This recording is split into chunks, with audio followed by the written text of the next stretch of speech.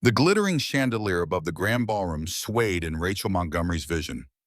$2 million of Swarovski crystal fracturing into kaleidoscope patterns as her knees buckled. 500 faces turned toward the stage.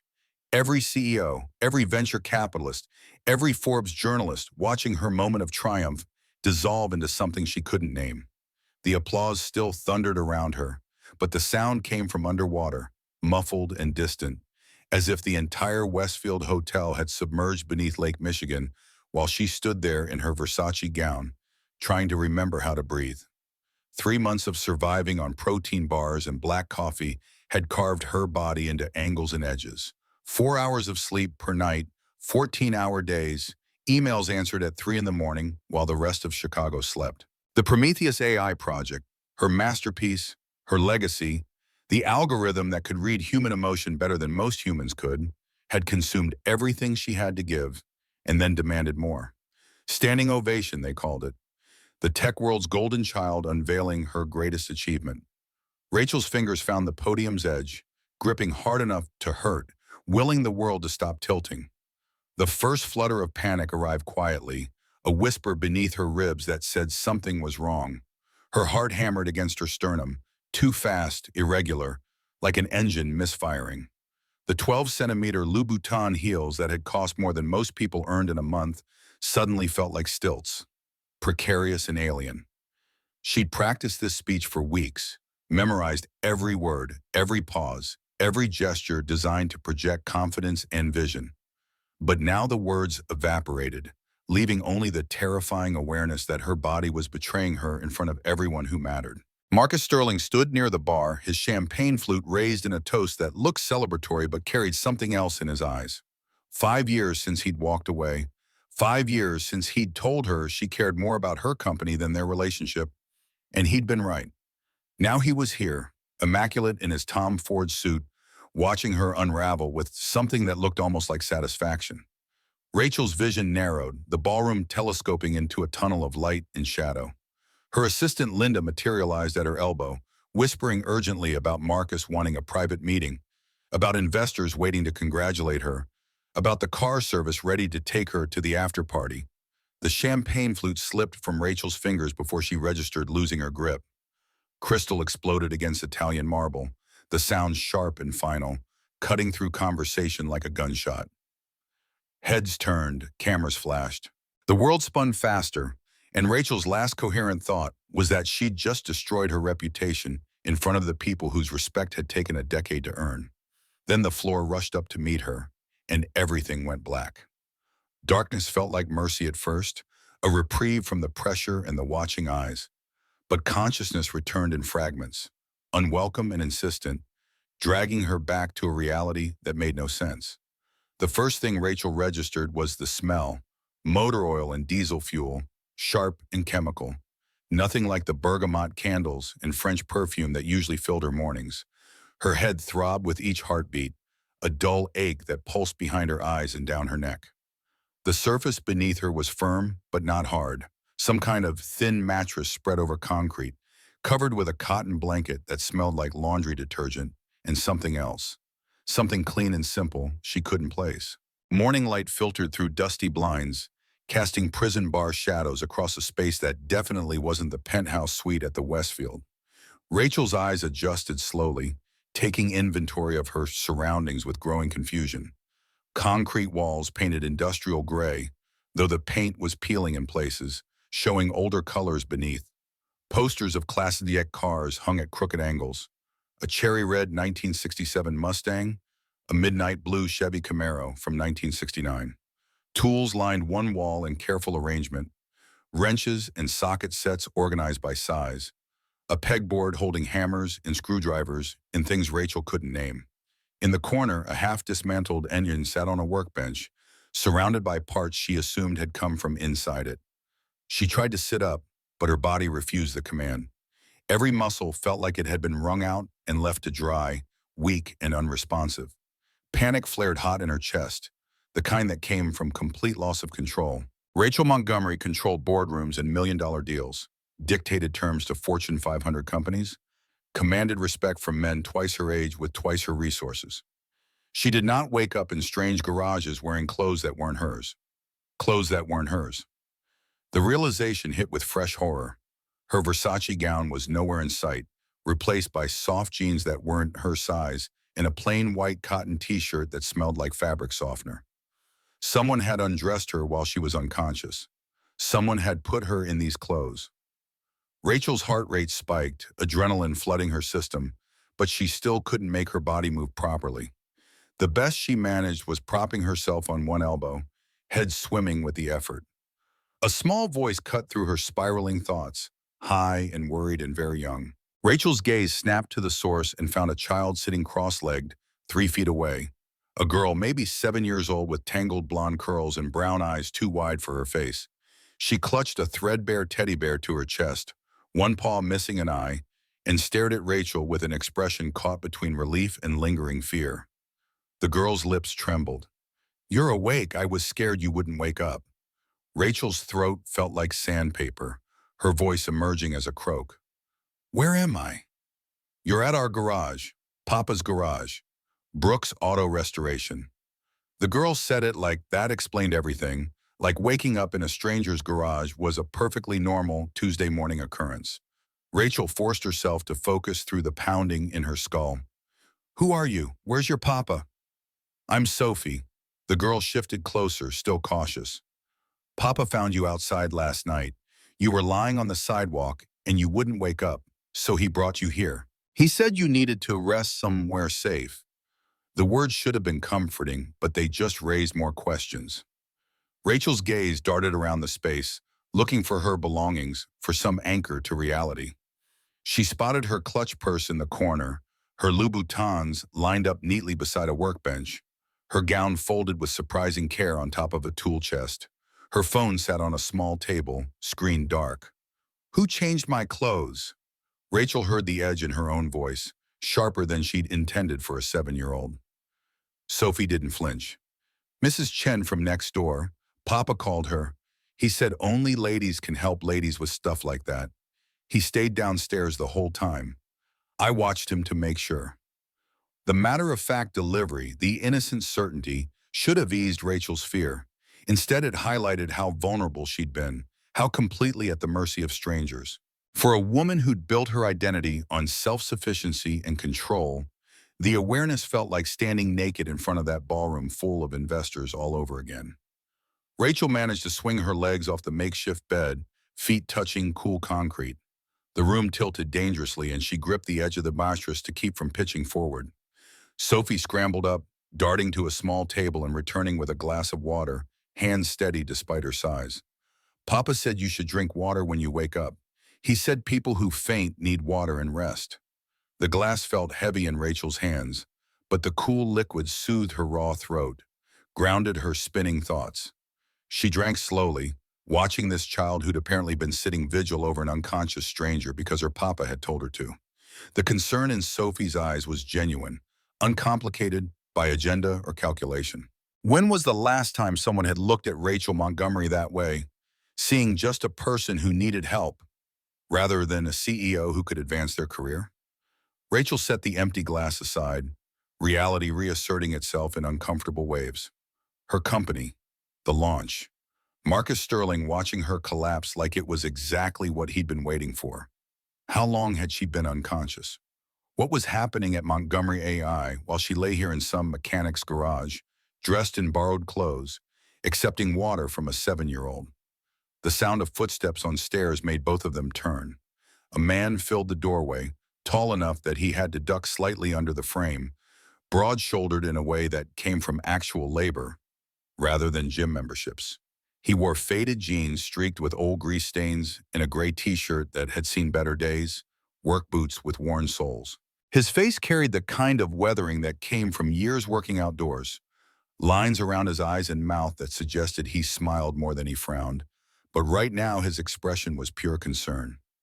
Rachel's muscles tensed instinctively, fight or flight kicking in despite her weakened state.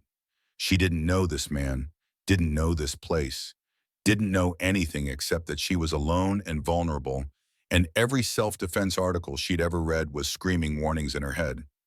The man stopped immediately, raising both hands in a gesture of peace. Hey, it's okay. You're safe here. His voice was deep but gentle, carrying a hint of a Midwest accent that rounded his vowels. I'm Ethan Brooks. This is my garage. You're in the apartment upstairs. Rachel forced steel into her spine, tried to channel the boardroom version of herself even while sitting on a stranger's mattress in borrowed clothes. Why didn't you take me to a hospital? Ethan moved slowly toward the small table, picking up a spiral-bound notepad and holding it out like a peace offering. I called 911. They walked me through checking for injuries. When they heard you were breathing steady with no obvious trauma, they said to let you rest and call back if your condition changed. Rachel took the notepad with shaking hands, scanning the pages. The handwriting was messy but legible, each entry time-stamped and detailed. 10:45 p.m. Found unconscious woman approximately 30 years old on sidewalk 2 blocks from garage. Called 911. 10:47 p.m.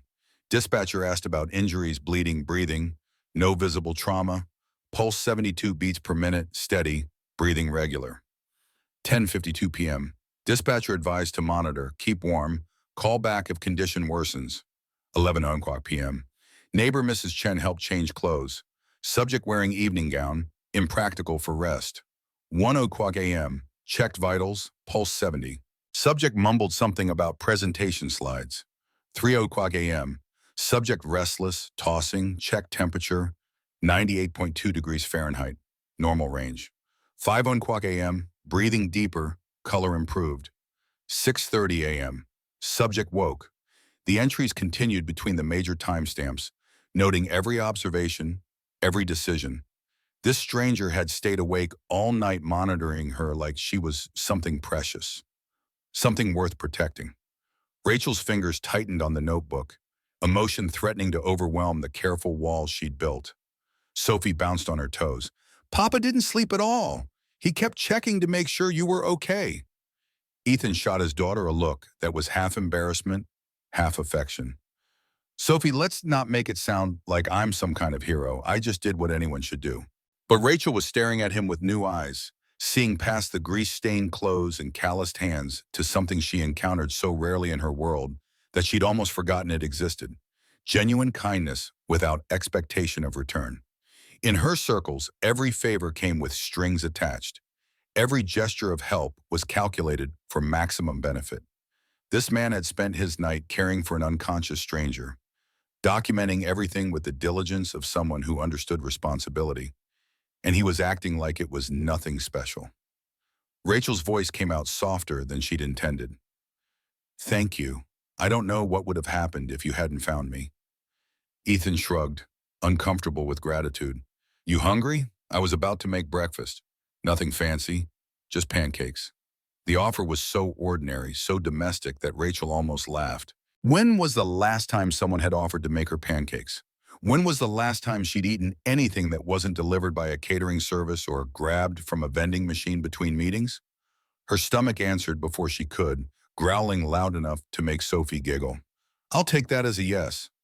Ethan moved toward a small kitchenette at the far end of the garage apartment, pulling out a mixing bowl and ingredients from cabinets that had seen years of use. Sophie, can you help Rachel to the table? The girl took Rachel's hand with surprising confidence, her small fingers warm and steady. Rachel let herself be guided to a wobbly kitchen table with 3 mismatched chairs, the kind of furniture that came from secondhand stores and yard sales. A calendar hung on the wall showing automotive pinup art from the 1950s, circled dates marking what looked like Sophie's soccer practices and school events. The refrigerator was covered in drawings held up by magnets, stick figures labeled Papa and Me, engaged in various activities, bright crayon colors declaring a child's view of a happy life. This was so far removed from Rachel's world of minimalist penthouses and designer everything that it felt like visiting another planet. But there was something about it, something warm and lived in and real, that made her chest ache with an emotion she couldn't quite name. Loneliness, maybe, or recognition of what she'd sacrificed in her climb to the top. Ethan worked at the stove with practiced efficiency, whisking batter and heating the griddle, his movements economical and sure.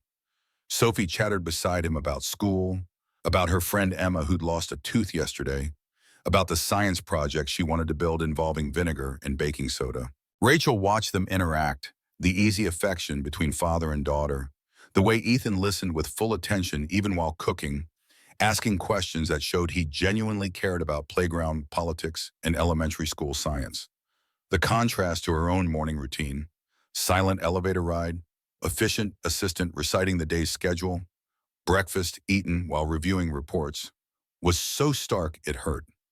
Rachel had convinced herself that isolation was the price of success, that relationships were luxuries she couldn't afford if she wanted to compete with men who had decades more experience and twice her resources. Watching this mechanic make pancakes for his daughter while genuinely interested in second-grade drama, she wondered if she'd been lying to herself. Sophie turned those wide brown eyes on Rachel, curious without being invasive. "What do you do for work?" The simple question shouldn't have been so hard to answer. Rachel hesitated, aware that CEO of a multi-million-dollar AI company would sound ridiculous in this context, would create distance she didn't want. "I run a company that makes smart computer programs." "That's cool." Sophie's enthusiasm was infectious. "Papa's teaching me to code. I'm learning Python. Do you know Python?" Rachel blinked, surprise cutting through her fog. "You're 7 and learning Python?" Sophie's really good with logic puzzles. Ethan flipped a pancake with casual skill.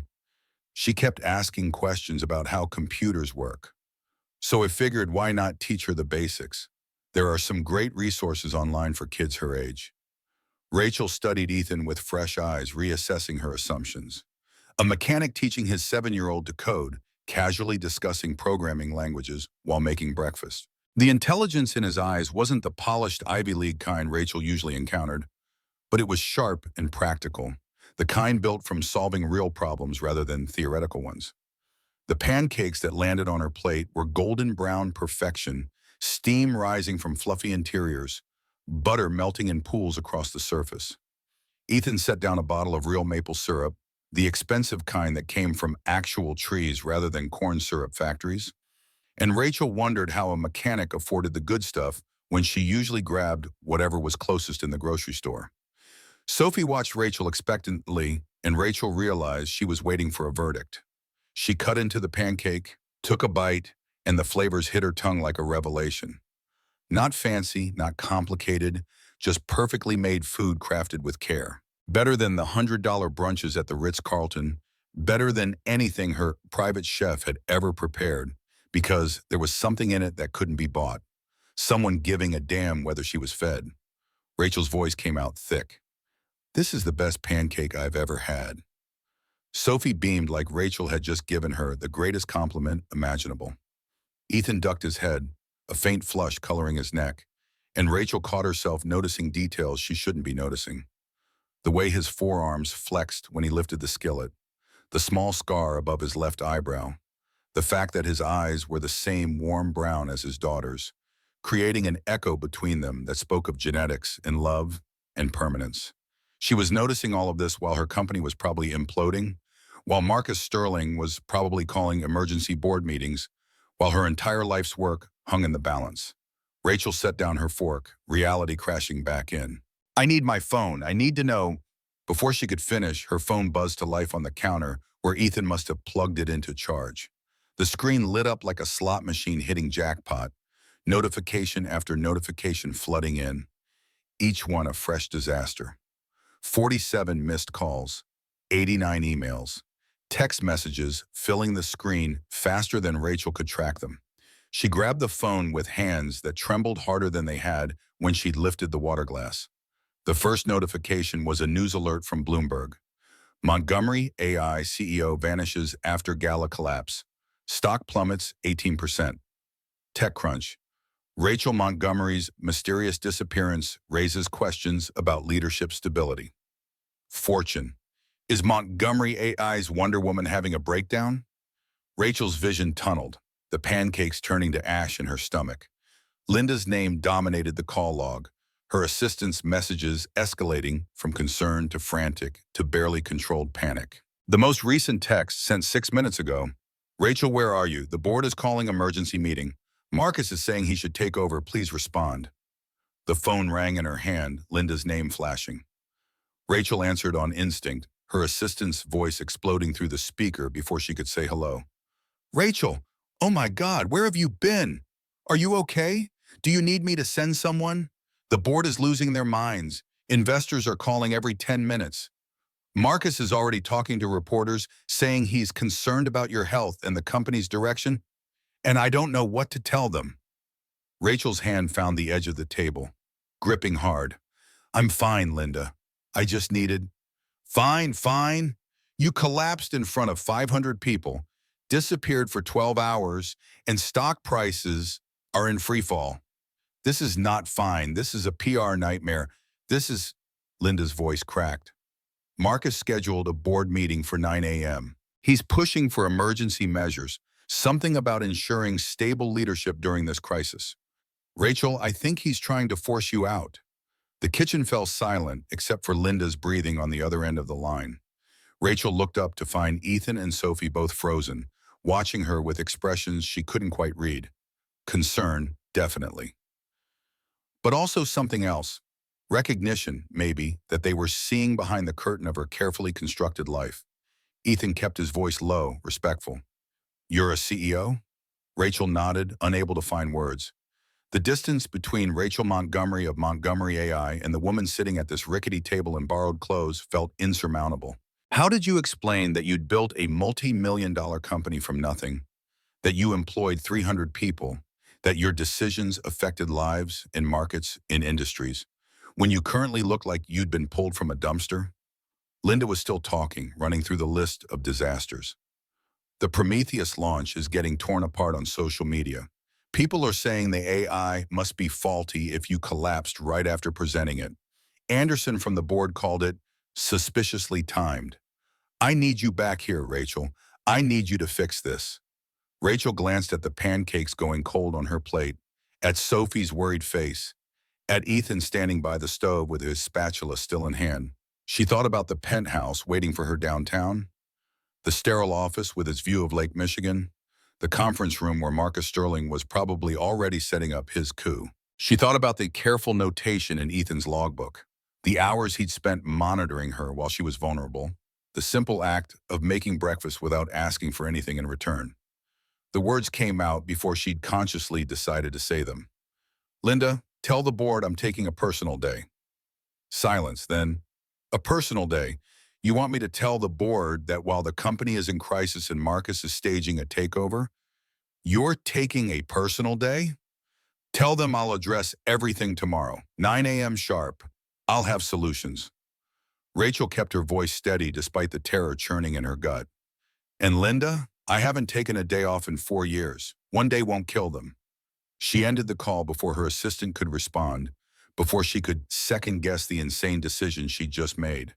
The phone immediately started buzzing again, but Rachel turned it face down on the table, cutting off the outside world. Ethan raised an eyebrow. That sounded important. It is. Rachel met his gaze. But so is this, whatever this is. Sophie tilted her head, processing something beyond her years. Papa says important people are usually mean, but you're nice. Ethan flushed. Sophie, that's not what I meant. Rachel laughed, the sound surprising her with its genuineness.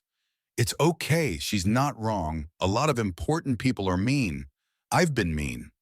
The admission tasted like freedom. I've been so focused on being successful that I forgot how to be human. You seem pretty human to me. Ethan's voice carried warmth that had nothing to do with the stove. You fainted. You needed help. You're sitting here eating pancakes with people you just met. That's about as human as it gets. The kindness in his words nearly broke her. Rachel felt tears prickling behind her eyes and forced them back through sheer will. She didn't cry. CEOs didn't cry over pancakes and simple observations from mechanics who were probably kinder than anyone she'd encountered in a decade of business dealings. Sophie reached across the table, her small hand covering Rachel's. It's okay to be sad sometimes. Papa says feelings aren't bad, they just are. Rachel looked at this child, this complete stranger who was offering comfort with the unconscious generosity of someone who'd been taught that caring was normal, that helping was what people did. She thought about her own childhood, the coldness after her mother died, Her father's descent into alcoholism and eventual abandonment, the years of fostering herself through determination and spite. Sophie had something Rachel had never had, a parent who loved her without condition, who taught her programming and emotional intelligence with equal care, who stayed up all night to make sure unconscious strangers were safe. Ethan cleared his throat, visibly uncomfortable with the emotional weight in the room. So, you want to see what I do? I mean, if you're taking the day off anyway. Rachel should have said no, should have called a car service, returned to her penthouse, started damage control on the PR disaster consuming her company. But looking at Ethan's grease-stained hands and hopeful expression, at Sophie's excitement at the prospect of showing off her papa's work, Rachel found herself nodding. I'd like that. The garage proper was a cathedral to mechanical craftsmanship, tools hung in precise arrangements, each item in its designated place, the organization of someone who respected their work enough to care for their equipment. A 1967 Mustang occupied the main bay, cherry red paint gleaming under fluorescent lights, its hood open to reveal an engine that looked like it belonged in a museum. Ethan ran his hand along the car's flank with reverence, the gesture almost intimate. Client's grandfather drove this car new, bought it off the lot in Dallas, drove it for 40 years, parked it in his barn when he got too old to see the road properly. Ethan's voice carried the cadence of storytelling. Grandson brought it to me 2 years ago, wants it restored to exactly how his grandfather remembered it. Every detail perfect. Rachel circled the car, seeing the meticulous work evident in every surface. This wasn't just mechanical repair. It was archaeology and art combined, resurrection of memory-made metal. How much longer until it's done? 6 months? Maybe 8. Can't rush this kind of work.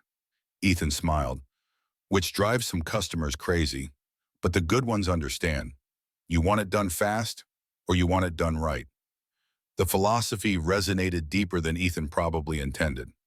Rachel had spent her career chasing speed, racing to market before competitors, pushing her teams for faster development, quicker deployment, immediate results. When was the last time she'd prioritized doing something right over doing it fast? When was the last time she'd given herself permission to take the time needed to build something that would last? Sophie tugged at Rachel's borrowed jeans. Want to help? Papa can teach you to change oil. It's easy once you know how. Rachel looked down at her manicured nails, the hands that had only ever touched keyboards and touchscreens, that had never been closer to actual mechanical work than turning an ignition key. I'll probably break something. Ethan grabbed a spare set of coveralls from a hook on the wall, holding them out. Can't learn without trying, and breaking things is part of learning. My shop, my rules, and the first rule is mistakes are how you get better. There was something hypnotic about his confidence, the casual certainty that she could do this, that her lack of experience was just a temporary condition rather than a permanent limitation. Rachel took the coveralls, the fabric heavy and practical in her hands, and followed Ethan to a smaller car, a Honda Civic that apparently belonged to Mrs. Chen next door. Basic oil change. Ethan crouched beside the car, gesturing for Rachel to join him. Most people pay shops $60 for 15 minutes of work. I'm going to show you how to do it yourself. Rachel knelt on the concrete, hyper-aware of how close Ethan was, his shoulder nearly brushing hers as he pointed out the oil pan and drain plug. He handed her a wrench, his fingers warm when they touched hers, and guided her hand to the correct position. The metal resisted at first, then gave with a satisfying click. Like that, Ethan murmured, his breath stirring her hair. Gentle pressure, steady turn. You feel how it wants to move. Rachel felt a lot of things, most of them having nothing to do with automotive maintenance. The solid warmth of Ethan's body beside hers. The competence in his hands as they guided hers through the motions. The way he smelled like honest work and simple soap, no designer cologne, no careful image crafting. Just a man who was exactly who he presented himself to be. Oil started draining into the pan beneath the car, dark and viscous. Sophie appeared with a shop light, directing the beam so Rachel could see better, and suddenly the three of them were working together, a team assembled from nowhere, connected by nothing except this moment. Rachel found herself laughing when oil splashed on the coveralls, when she fumbled the new filter and had to chase it across the garage floor, when Sophie demonstrated the proper technique with the confidence of someone who'd done this 100 times. By the time they finished, Rachel's hands were black with grease, her hair had escaped its professional twist, and she couldn't remember the last time she'd felt this engaged with something physical and immediate. Ethan showed her where the heavy-duty soap lived, standing beside her at the industrial sink while they both scrubbed their hands clean. Their shoulders bumped, and neither of them moved away. "You're good at this." Ethan's voice was quiet enough that Sophie, examining the Mustang across the garage, couldn't hear. Taking instruction, staying patient when something doesn't work the first time. Most people give up faster. Rachel watched the black water swirl down the drain. Most people haven't spent their career learning from failure. When you're building something new, failure is just data. You try, you break, you figure out what went wrong, you try again. That how you built your company? That's how I built everything. The words came easier than expected. I was 18, broke, and angry at the world. No family, no connections, no backup plan. Just me and the absolute certainty that I had to make something work, or I'd end up like my father, drunk and bitter, and blaming everyone else for my problems. Ethan turned off the water, reaching for paper towels. Sounds lonely. It was. Rachel dried her hands, the admission settling heavy in her chest. It still is. Success is lonely when you don't have anyone to share it with. And I made sure I didn't have anyone. Easier that way. Safer. Safer from what? Rachel met his eyes, seeing genuine curiosity rather than judgment. From this. From feeling like maybe I chose wrong. From wondering if all the things I gave up might have been worth more than the things I done. Sophie's voice cut across the garage. "Rachel, come see. Papa's going to show me the transmission." The spell broke, but something lingered in Ethan's expression, a understanding that made Rachel's chest tight. He smiled. "We should probably feed her lunch before she decides to dismantle the entire car." Lunch was sandwiches assembled from simple ingredients: good bread, real turkey, fresh vegetables, eaten at the kitchen table upstairs, while Sophie chattered about her science project, and Rachel found herself contributing ideas about chemical reactions and pH balances. The conversation flowed easy and unpretentious. No networking, no subtle status games, just three people sharing food and ideas. Rachel's phone buzzed periodically, a reminder of the world waiting beyond this garage, but she ignored it. Each call she didn't answer felt like an act of rebellion, a declaration that Rachel Montgomery, the CEO, didn't have to consume every moment of Rachel Montgomery, the person. Linda would handle the immediate fires. The board would survive without her for 12 hours. And Marcus Sterling could wait for her response, could wonder what she was planning, could sweat a little about what kind of counterattack she might be preparing. The thought of Marcus brought a twist of anger and something darker. He'd been waiting for this, she realized. Waiting for her to stumble, to show weakness, to give him an opening to claim he'd been right all along when he'd told her she cared more about work than their relationship. The truth was, he'd wanted her to care more about him than her dreams, to make herself smaller so he could feel bigger. She'd chosen her company, and he'd never forgiven her for it. Now he was circling like a vulture, ready to pick apart the life's work she'd built from nothing. The violation of it, the calculated cruelty, made Rachel want to throw something, or fight back in ways that would probably be satisfying but ultimately counterproductive. Ethan must have seen something in her expression. "You okay?" "Just thinking about my ex-fiancé trying to steal my company while I'm eating sandwiches with people I met this morning." Rachel laughed, the sound slightly unhinged. "This is possibly the worst business decision I've ever made. And I'm an AI specialist. I've made some spectacularly bad algorithms in my time." "Is that what this is?" Ethan's voice was careful. "A business decision?"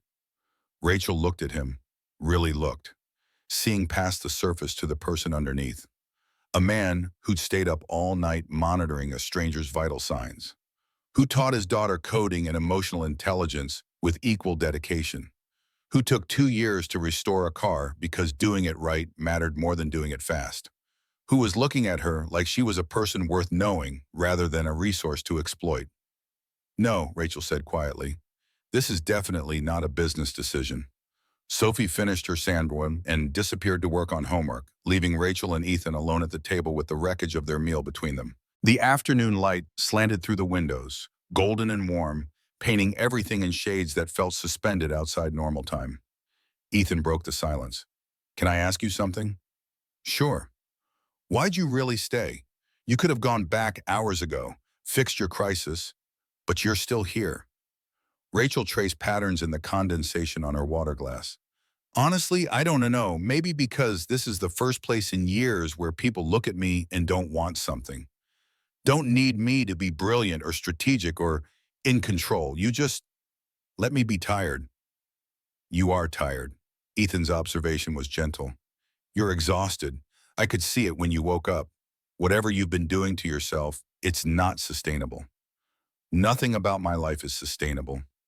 The admission tasted like defeat and relief mixed together.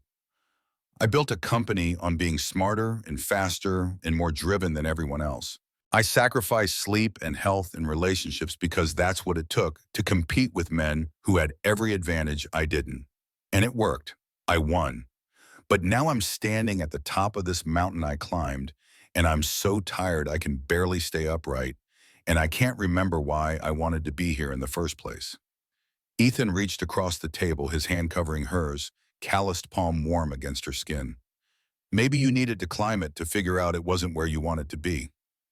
Rachel's laugh came out watery. "That's a really expensive lesson. 14 years and several $1 million expensive. So what are you going to do about it?" The question hung in the air, genuine and without easy answer. Rachel thought about her penthouse with its minimalist furniture and temperature-controlled wine cellar, about her office with its Herman Miller chair and abstract art chosen by a decorator, about the carefully curated life she'd built that looked impressive in magazine profiles but felt empty every time she came home to silence. Then she thought about this garage apartment with its mismatched furniture and child's drawings on the refrigerator, about eating pancakes with people who cared whether she'd slept enough, about the way Sophie had taken her hand without hesitation, offering comfort like it was the most natural thing in the world, about Ethan's quiet competence and the way he looked at her like she was worth more than her last quarterly earnings report. "I don't know," Rachel admitted, "but I think I want to figure it out." They sat like that for a while, hands linked across the table, afternoon stretching into evening. Sophie reappeared eventually, demanding they all go to the park because it was nice out, and she wanted to show Rachel her soccer skills. Ethan looked to Rachel like he was giving her an out, permission to leave without awkwardness, but Rachel found herself nodding. The park was 3 blocks away, a neighborhood green space with worn playground equipment and basketball courts where teenagers ran pickup games.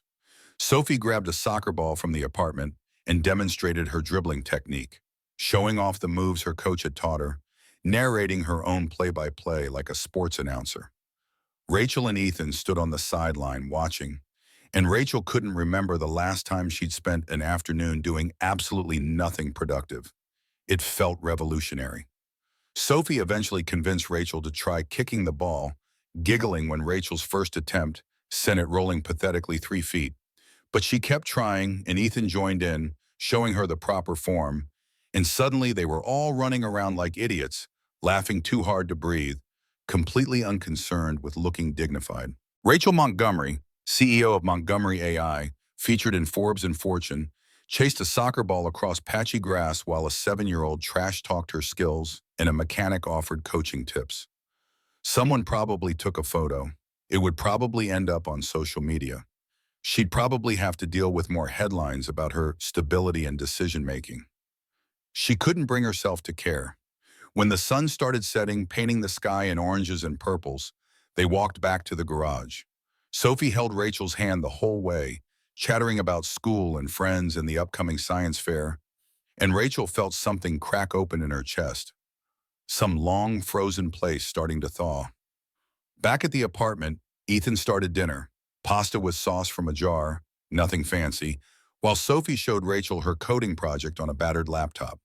The program was simple, a text-based adventure game, but the logic was sound and the story creative. Rachel found herself offering suggestions, talking through debugging strategies, and Sophie absorbed it all with the focused intensity of someone who genuinely loved learning. Over dinner, Rachel's phone buzzed one more time. She glanced at the screen and saw Marcus Sterling's name. Against her better judgment, she answered. Rachel, Marcus's voice oozed false concern. Everyone's worried about you. Where are you? I'm fine, Marcus. Taking some personal time. Personal time? He laughed, the sound sharp. The company's imploding, and you're taking personal time. Very responsible. Rachel felt Ethan and Sophie both watching her, felt the comfortable warmth of the evening threatened by the ice in Marcus's tone. What do you want, Marcus? I want to help you, Rachel. I want to save the company we started together before your instability destroys it completely. We didn't start Montgomery AI together. I started it. You happened to be there for the first year before you decided my ambition was threatening your ego. Silence on the line, then Marcus's voice dropped. Dangerous. I'm giving you 24 hours, Rachel. Come back, work with me to stabilize things, or I'm calling an emergency board meeting to address leadership concerns. Your choice. The call ended before Rachel could respond. She set the phone down carefully, hand trembling with rage. Sophie's small voice broke the tension. Was that the mean man? Rachel looked at this child who saw the world with such clarity. Yeah, sweetie, that was the mean man. Papa says mean people are mean because they're scared. What's he scared of? Out of the mouths of babes, Rachel felt Ethan's gaze on her, questioning, and she managed a smile. He's scared that he's not as important as he thinks he should be, and he's trying to take something that doesn't belong to him. You should fight back, Sophie said with the absolute certainty of someone who'd never doubted her right to defend herself. Papa says you should always stand up to bullies. Ethan ran a hand through his hair. Sophie, it's more complicated than... Is it? Rachel interrupted, surprising herself. Is it more complicated? Marcus is trying to bully me out of my own company. Sophie's right. I should fight back. Ethan studied her face. Sounds like you've got a plan forming. Rachel thought about Marcus, about the board, about the 1,000 ways this could go wrong. Then she thought about Ethan's careful notes, his methodical approach to restoration, the way he took time to do things right instead of fast. I might, but I need to think it through, make sure I'm not just reacting emotionally. Emotions aren't bad, Ethan said, echoing his daughter. They're just information. What are yours telling you? Rachel looked around the small apartment at the evidence of a life built on care and presence rather than accumulation and achievement. They're telling me I'm tired of being afraid, tired of sacrificing everything for a company that a man like Marcus thinks he can just take because I dared to be human for 12 hours. So don't let him. Ethan's voice was steady, certain. You built that company. You know what it needs. Trust that. The simplicity of it nearly broke her. Trust herself. When was the last time Rachel had trusted her own judgment without second-guessing, without running endless scenarios, without paralysis by analysis? She'd spent so long trying to be perfect, to never show weakness, that she'd forgotten she was allowed to be both strong and tired, both capable and in need of help. After dinner, Sophie insisted they watch a movie, some animated thing about talking cars that Rachel would normally have dismissed as beneath her interest. But curled on the worn couch was Sophie leaning against her shoulder, and Ethan's presence solid on her other side. Rachel found herself actually enjoying it. The simple plot, the easy humor, the uncomplicated message about friendship and loyalty. Sophie fell asleep before the credits rolled, her head heavy on Rachel's lap. Ethan carefully lifted his daughter, carrying her to bed, and Rachel sat alone in the living room, surrounded by evidence of a life so different from her own, it felt like visiting another dimension. Ethan returned, settling back on the couch with a respectable distance between them. She likes you. I like her too. Rachel touched the spot where Sophie's head had rested. She's amazing. You're doing an incredible job with Arn. Thanks. Ethan's voice was quiet. It's not always easy. Her mother left 3 years ago. Decided being married to a mechanic wasn't the life she'd signed up for. She wanted someone with ambition, someone who was going to be somebody. Rachel heard the old pain beneath the casual delivery.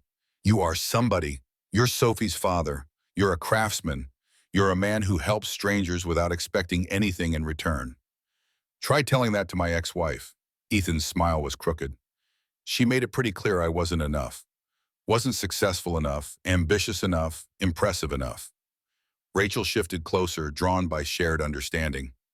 Marcus told me the same thing in reverse, that I was too ambitious, too focused on success, that I'd never be satisfied with just being his wife. Like success and love were mutually exclusive. Are they? The question hung between them, heavy with possibility. Rachel thought about her empty penthouse, about years of prioritizing meetings over relationships, about the careful distance she maintained to protect herself from distraction and vulnerability. Then she thought about this afternoon, this evening, the way time had moved differently in this space, measured by conversations and laughter instead of productivity and ROI. I used to think so, Rachel said slowly. I used to think I had to choose, be successful or be loved, be professional or be human. But watching you with Sophie, seeing how you balance work and fatherhood and just being a good person, maybe I was wrong. Ethan turned to face her fully, and Rachel realized how close they were, how easy it would be to close the remaining distance. His eyes were warm in the dim light, searching her face for something she wasn't sure she was ready to name. Rachel, he started, voice rough. I don't know what this is, what's happening here, but the sound of a car door slamming outside cut him off. Then another, footsteps on the stairs, deliberate and heavy. Ethan frowned, moving to the door, and Rachel's stomach dropped as she recognized the figure ascending through the small window. Marcus Sterling, perfectly dressed even at 9 p.m., fury radiating from every line of his body. Ethan opened the door before Marcus could knock, physically blocking the entrance with his larger frame. Can I help you? Marcus's gaze flicked over Ethan with barely concealed contempt before landing on Rachel behind him. Rachel, what the hell are you doing here? Rachel stood, forcing herself to project confidence despite the borrowed clothes and disheveled hair. That's really none of your business, Marcus. None of my... Marcus pushed past Ethan, who allowed it with visible reluctance, entering the small apartment like he owned it. You disappear for 16 hours, ignore everyone trying to reach you, and you're hiding out in some mechanic's garage? This is insane, Rachel. This is proof you're not fit to lead the company. Ethan moved to stand beside Rachel, not touching, but present, supportive. I think you should leave. Marcus finally looked at him properly, taking in the work-worn hands and simple clothes, the modest apartment with its evidence of ordinary life. And who exactly are you to tell me anything? I'm the person whose home you just barged into without invitation. Ethan's voice stayed level, but steel ran underneath. Rachel's a guest here. You're not. A guest, Marcus laughed, the sound cruel. Is that what we're calling it? Rachel, you collapsed at the most important event of your career, vanished, and now you're playing house with some working-class nobody? The board is going to love this. Rachel felt rage bloom hot in her chest, but before she could respond, a small voice cut through the tension. He's not a nobody. He's my papa. Sophie stood in her bedroom doorway in pink pajamas, eyes red from sleep but fierce with protective anger. And you're the mean man who made Rachel upset. Marcus stared at the child like she was a particularly annoying insect. Rachel, this is pathetic. You're throwing away everything for what? Some mechanic and his kid? You think this is going to last? You think... Get out. Rachel's voice was quiet but absolute. Right now, before I call the police and have you charged with trespassing. You're making a mistake. Marcus's mask of concern slipped, showing raw ambition underneath. You have 24 hours to come to your senses. After that, I'm moving forward with the board. They'll vote you out, Rachel. You know they will, especially after I show them evidence of your erratic behavior, hiding out in garages, consorting with... I said get out. Ethan moved forward, not threatening but immovable. I've been patient because you're Rachel's colleague, but you're in my home, upsetting my daughter and insulting people who've done nothing to you. Time to leave. For a moment, Marcus looked like he might argue, might push the confrontation further. Then he smoothed his expression back into calculated calm. 24 hours, Rachel. Choose wisely.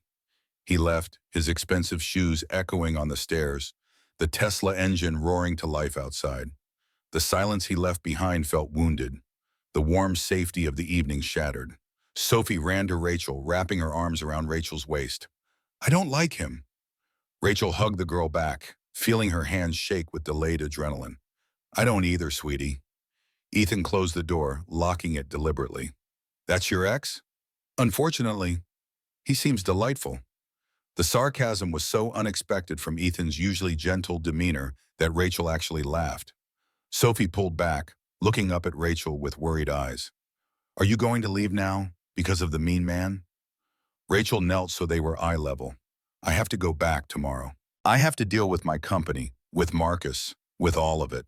But not because he told me to, because it's my company, and I'm not going to let him take it. Will you come back?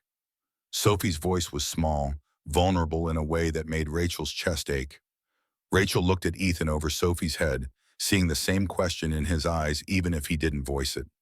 I want to, she said honestly, but I don't know what's going to happen tomorrow.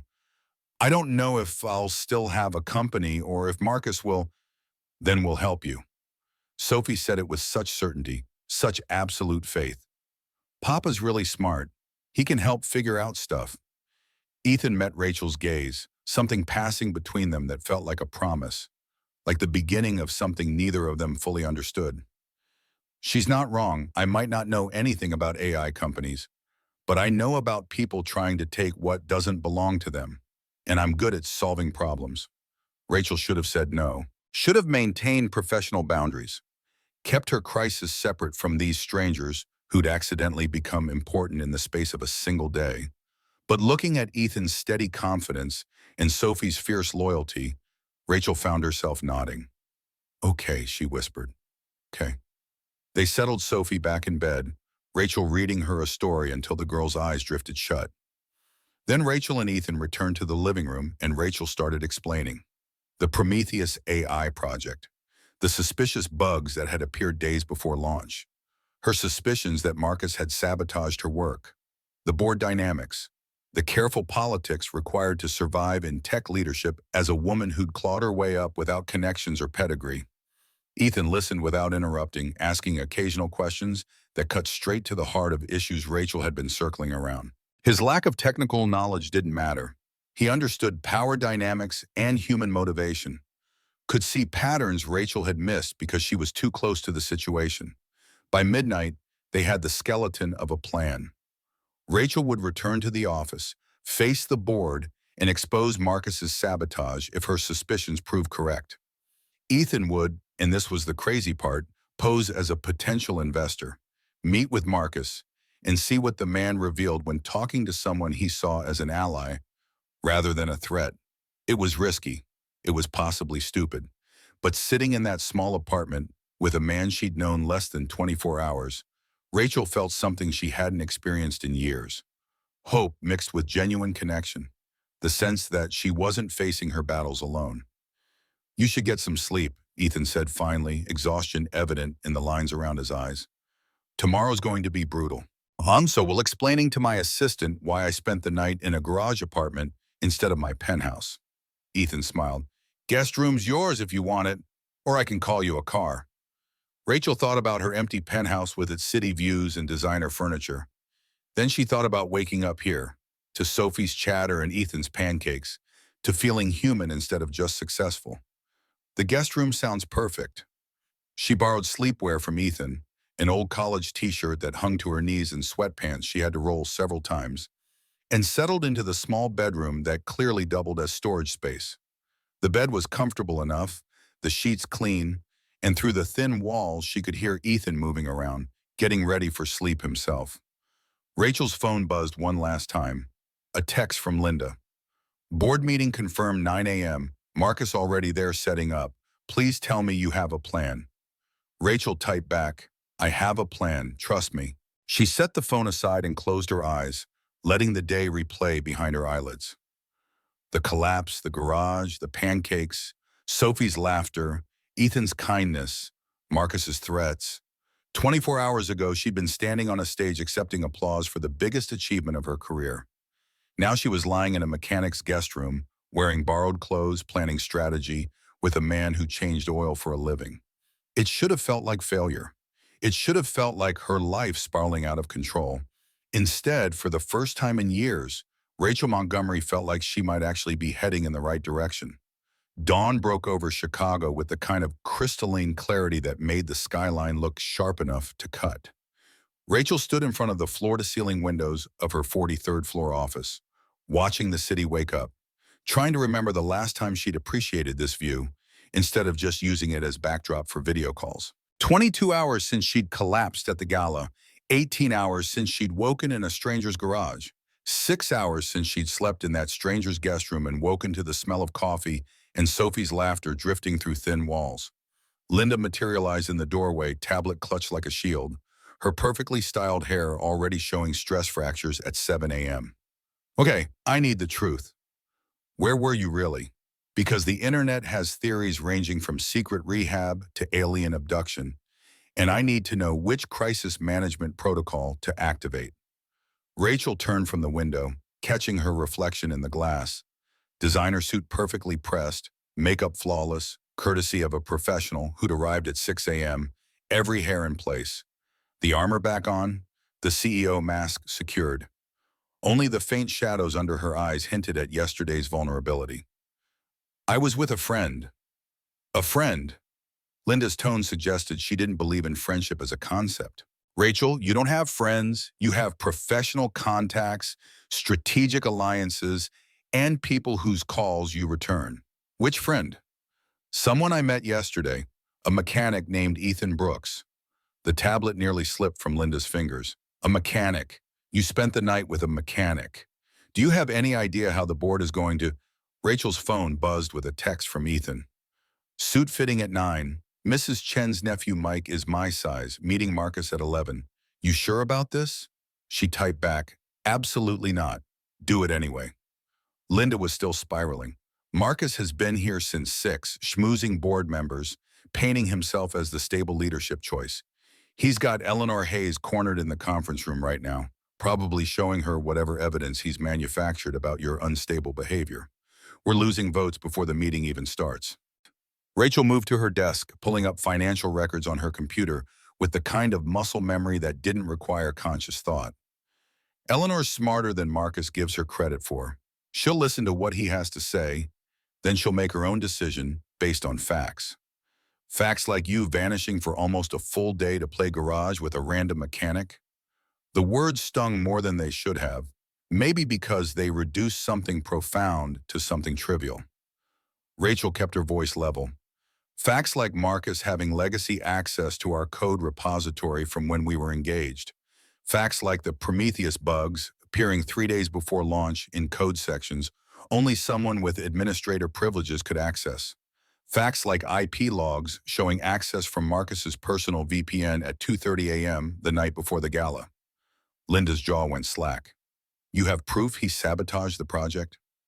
I have circumstantial evidence. Tim's been running shadow backups of the repository since he got suspicious last month. Every code change logged with user fingerprints and timestamps. Rachel pulled up the files, watching Linda's eyes widen as she scrolled through the data. Marcus thought he was clever, using old credentials we'd forgotten to revoke, but he left digital footprints everywhere once you know where to look. Linda's fingers flew across her tablet. This is enough to destroy him. We present this to the board. He's finished. Except it's also proof I was negligent about security protocols. Proof I let personal feelings compromise professional judgment by not immediately revoking my ex-fiance's access when we broke up. Marcus will spin it that way, say I'm unstable and careless. Rachel closed the files. We need more than code logs. We need him on record admitting what he did. How do you get a confession from someone who knows he's being investigated? Rachel thought about Ethan in borrowed formal wear, preparing to walk into a meeting with a man who despised everything he represented. You send someone Marcus would never suspect. Someone he'd see as too insignificant to pose a threat. Linda's eyes narrowed. The mechanic. He's more than that. Rachel heard the defensiveness in her own voice and didn't try to hide it. He's observant, intelligent, and capable. Marcus will underestimate him, which is exactly what we need. Or Marcus will see through it immediately and use it as more evidence of your poor judgment. Linda set down her tablet. Rachel, I've worked for you for 6 years. I've watched you make brilliant strategic decisions under impossible pressure. But this feels personal. This feels like you're making choices based on emotion rather than logic. The criticism landed because it was partially true. Rachel was operating on instinct and adrenaline, and something else she couldn't quite name, something that had started in Ethan's garage and had been growing steadily since. Sometimes emotion is data too. Marcus is counting on me to be predictable, to fight this battle the way I've fought every other business battle, cold, calculated, professionally. He's not expecting me to bring humanity into it. Humanity doesn't win board votes. Maybe it should. Rachel checked her watch. Meeting's in 90 minutes. Is the conference room ready?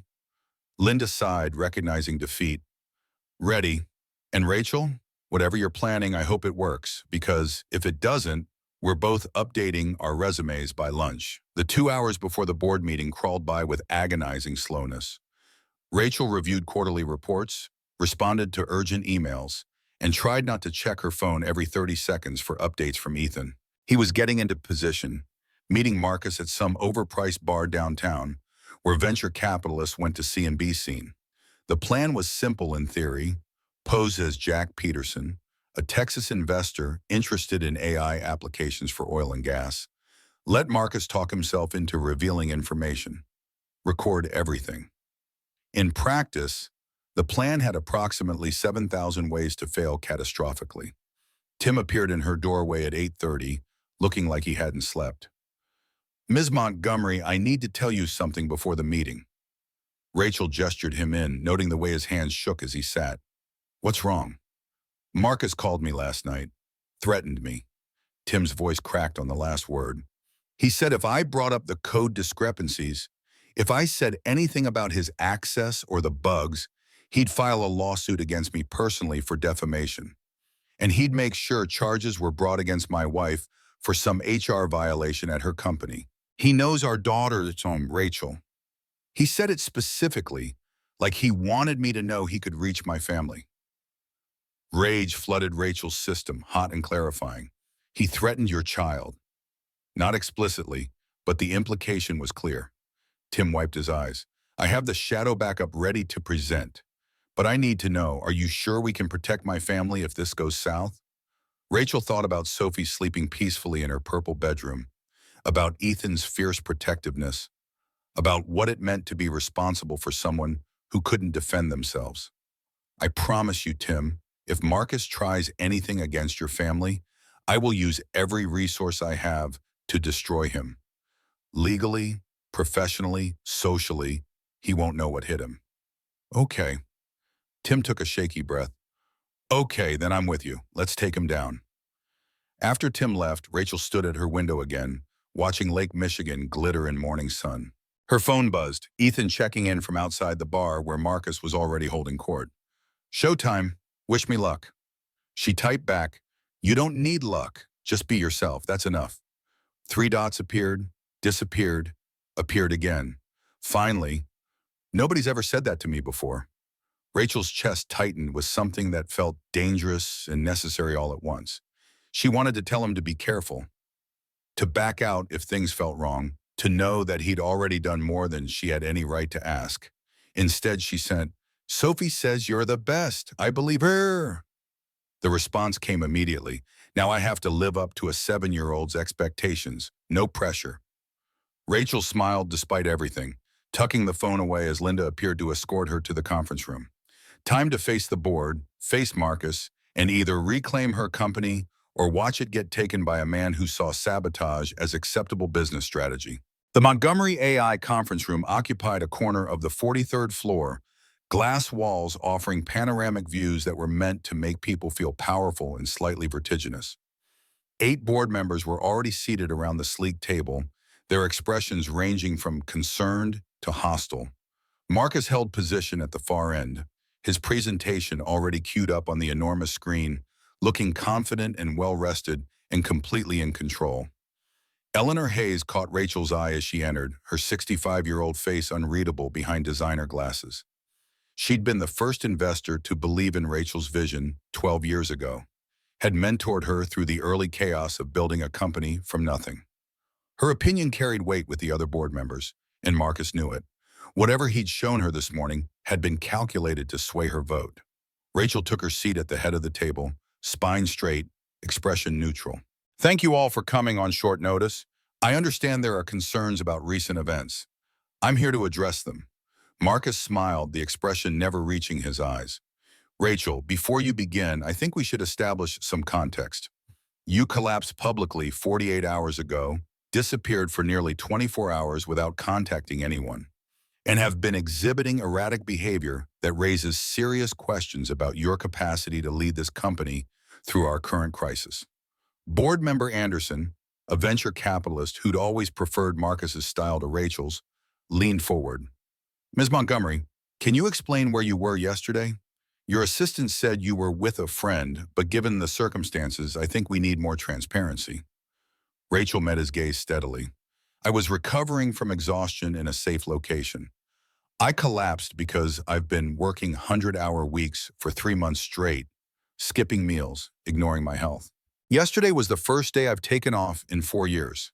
And while I understand that timing was unfortunate, I make no apologies for prioritizing my well-being long enough to think clearly about the actual crisis facing this company. Which is? Eleanor's voice cut through the tension, sharp and interested. Sabotage.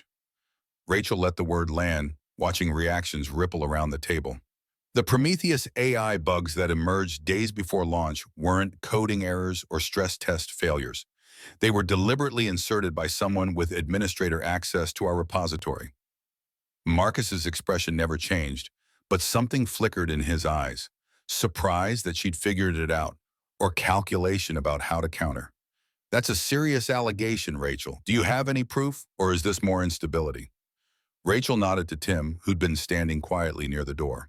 He came forward with a tablet, connecting it to the presentation screen. Code logs filled the display, timestamps and user signatures highlighted in damning clarity. Tim's voice shook only slightly as he spoke. These are shadow backups I've maintained of our entire repository for the past 6 months. Standard security protocol in case of data corruption or unauthorized access. He clicked through screens, showing the malicious code insertion, the timestamp, the digital fingerprint. This access came at 2:34 a.m., 3 days before launch, from a VPN registered to Sterling Tech Ventures. The credentials used were legacy administrator access that should have been revoked 5 years ago. All eyes turned to Marcus, whose face had gone carefully blank. This is circumstantial at best. Anyone could have spoofed my VPN. And if those credentials weren't revoked, that's a security failure on Rachel's part, not evidence of wrongdoing on mine. You're right, Rachel agreed, surprising him. Not revoking your access was my mistake. One I made because I trusted you, because I thought our personal history meant you wouldn't try to destroy what we'd started building together. I was wrong about that. Marcus leaned back, confidence returning. Even if I had access, and I'm not admitting anything, why would I sabotage a project? What possible motive would I have? Control. Eleanor spoke before Rachel could, her voice thoughtful. You approached me this morning, Marcus, with concerns about Rachel's leadership. Suggested you'd be willing to step in as interim CEO while she recovered. Very generous offer, almost suspiciously so, given that you've spent 5 years building a competing firm. Marcus's smile tightened. I was offering to help an ex-colleague in crisis. If that's suspicious, then I'm guilty of caring too much. Rachel's phone buzzed in her pocket, Ethan's signal that he was starting his meeting with Marcus. Except Marcus was right here, which meant Rachel's stomach dropped. Marcus had sent a proxy, someone from his company, to meet with the supposed investor. The plan was already falling apart. She kept her expression neutral, pivoting. Caring too much. Is that what you call threatening my lead developer and his family if he brought forward evidence of your involvement? Tim straightened at this cue.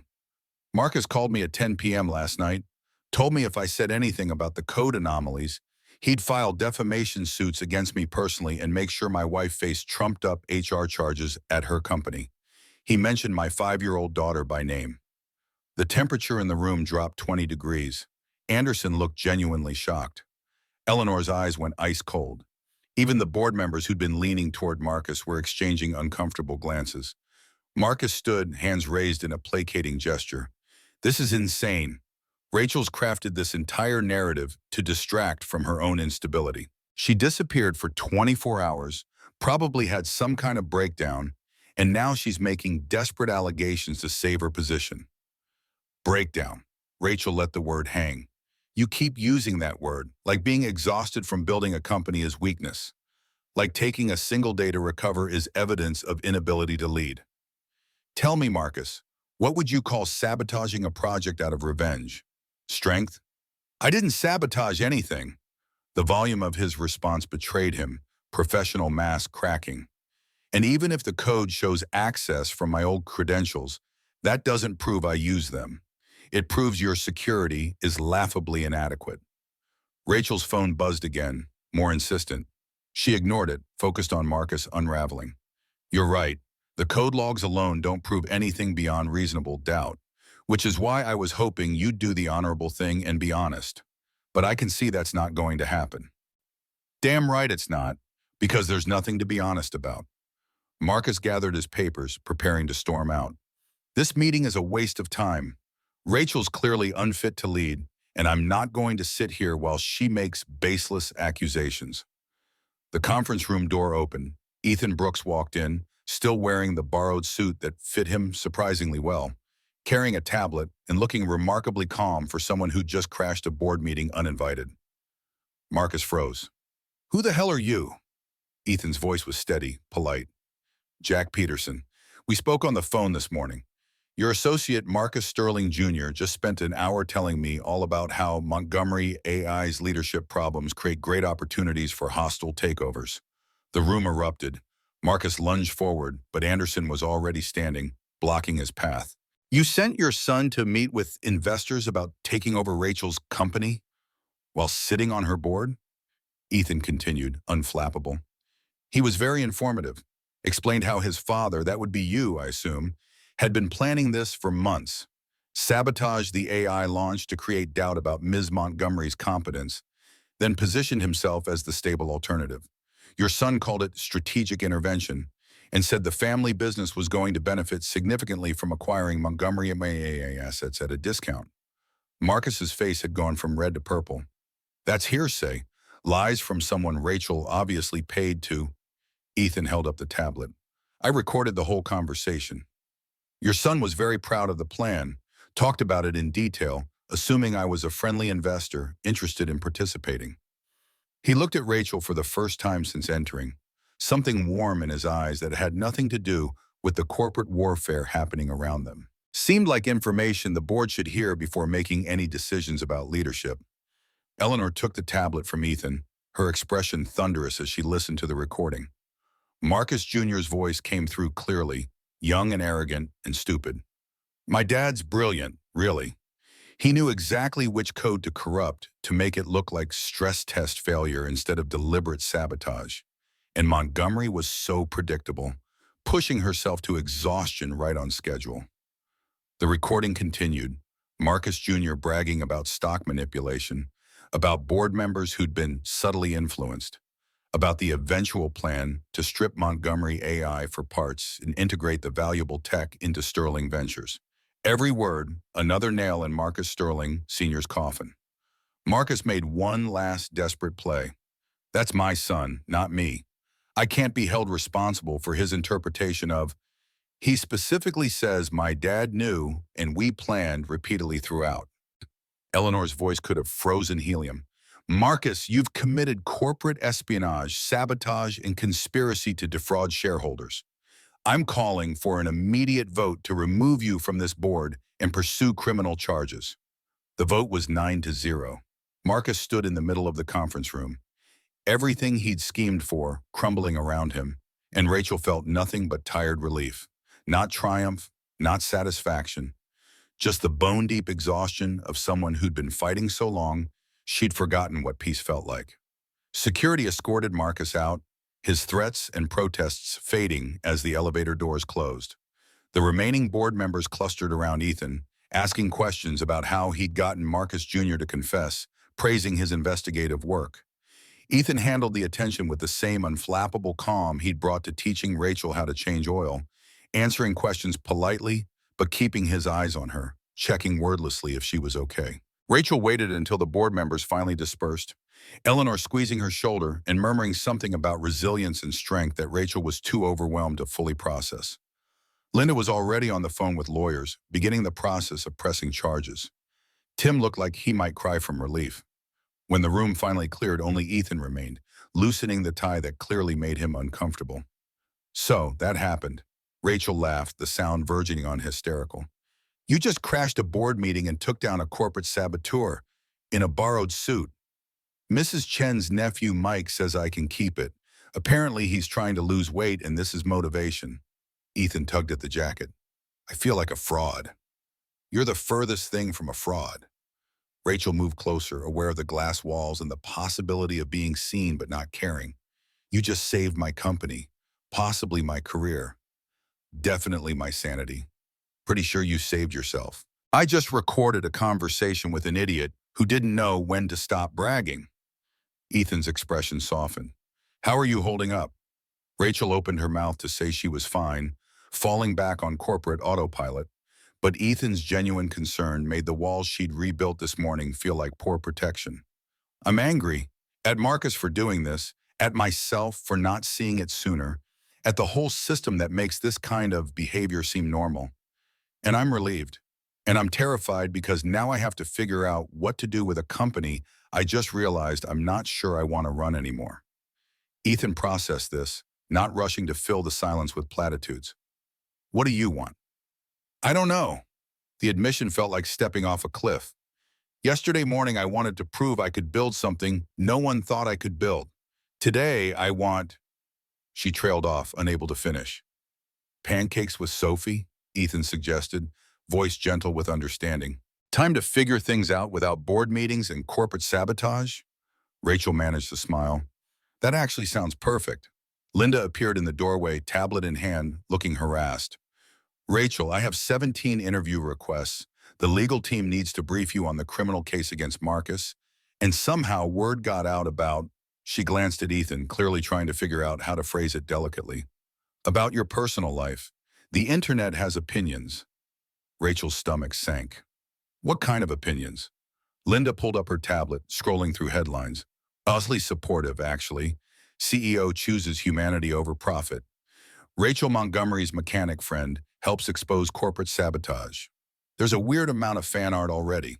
She showed the screen. Someone had drawn Rachel and Ethan as superhero partners, which was both touching and deeply embarrassing. Ethan peered at the drawing. I look way more heroic in that than in real life. Also, when did I get abs like that? Rachel laughed despite everything. The internet works fast. There's also backlash, Linda continued, scrolling to uglier headlines. Montgomery's judgment questioned after romantic involvement with working-class nobody. CEO slumming raises leadership concerns. A few board members from other companies you have relationships with are making noises about her stability and decision-making. The joy drained from Rachel's face. This was what she'd feared, what she'd spent her career trying to avoid. Being seen as less competent because she dared to have personal feelings, to be human in public. The double standard was exhausting. Male CEOs dated, married, divorced, remarried, had affairs, and it was all just boys being boys. Rachel spent 24 hours with someone who'd helped her, and suddenly her judgment was in question. Ethan's expression had gone carefully neutral, the way it had when Marcus had called him insignificant. Maybe I should go. I don't want to cause you more problems. No, Rachel's response came swift and certain. You're not the problem. She gestured at the tablet, the headlines, the toxic ecosystem that punished women for being human. This is the problem, and I'm tired of pretending it's acceptable. Linda's eyes widened. Rachel, what are you thinking? I'm thinking I'm going to do what I should have done yesterday. Tell the truth. All of it. Rachel pulled out her phone, calling the head of their PR department. Schedule a press conference for this afternoon. I'll be making a statement about the sabotage and about my personal life. And Linda, get the legal team to draft documents promoting Tim to CTO and reorganizing my role to include actual work-life balance. You're restructuring now in the middle of a crisis? Linda looked torn between admiration and horror, especially now. Because part of why Marcus's sabotage worked was that I was too exhausted to catch security vulnerabilities, too focused on being superhuman to notice someone was actively trying to destroy my work. Rachel looked at Ethan, finding strength in his steady presence. I built this company by sacrificing everything else. Maybe it's time to build it differently. The press conference was set for 3 p.m., which gave Rachel 4 hours to prepare, review legal documents, coordinate with Tim and the executive team, and generally ensure Montgomery AI would survive the next wave of publicity. Ethan spent most of that time in her office, sitting quietly on the couch while she worked, occasionally offering observations that had nothing to do with technology and everything to do with human psychology. You're pacing, he noted as Rachel made her fifth circuit around the office. You always pace when you're nervous? Rachel stopped mid-stride. How would you know that? You've known me for 2 days. Watched you in the garage yesterday when Marcus called. Same pattern, 5 steps, turn, 5 steps back. Your left hand clenches when you hit step 3. Ethan smiled. Mechanic training. You learn to observe patterns, notice when something's off. And what's your diagnosis, Dr. Brooks? What's off with me? You're terrified of being seen as weak, so terrified that you're about to walk into a room full of reporters and cameras and tell them exactly how human you are, which is possibly the bravest or stupidest thing I've ever seen anyone do. Ethan stood, closing the distance between them. For what it's worth, I think brave.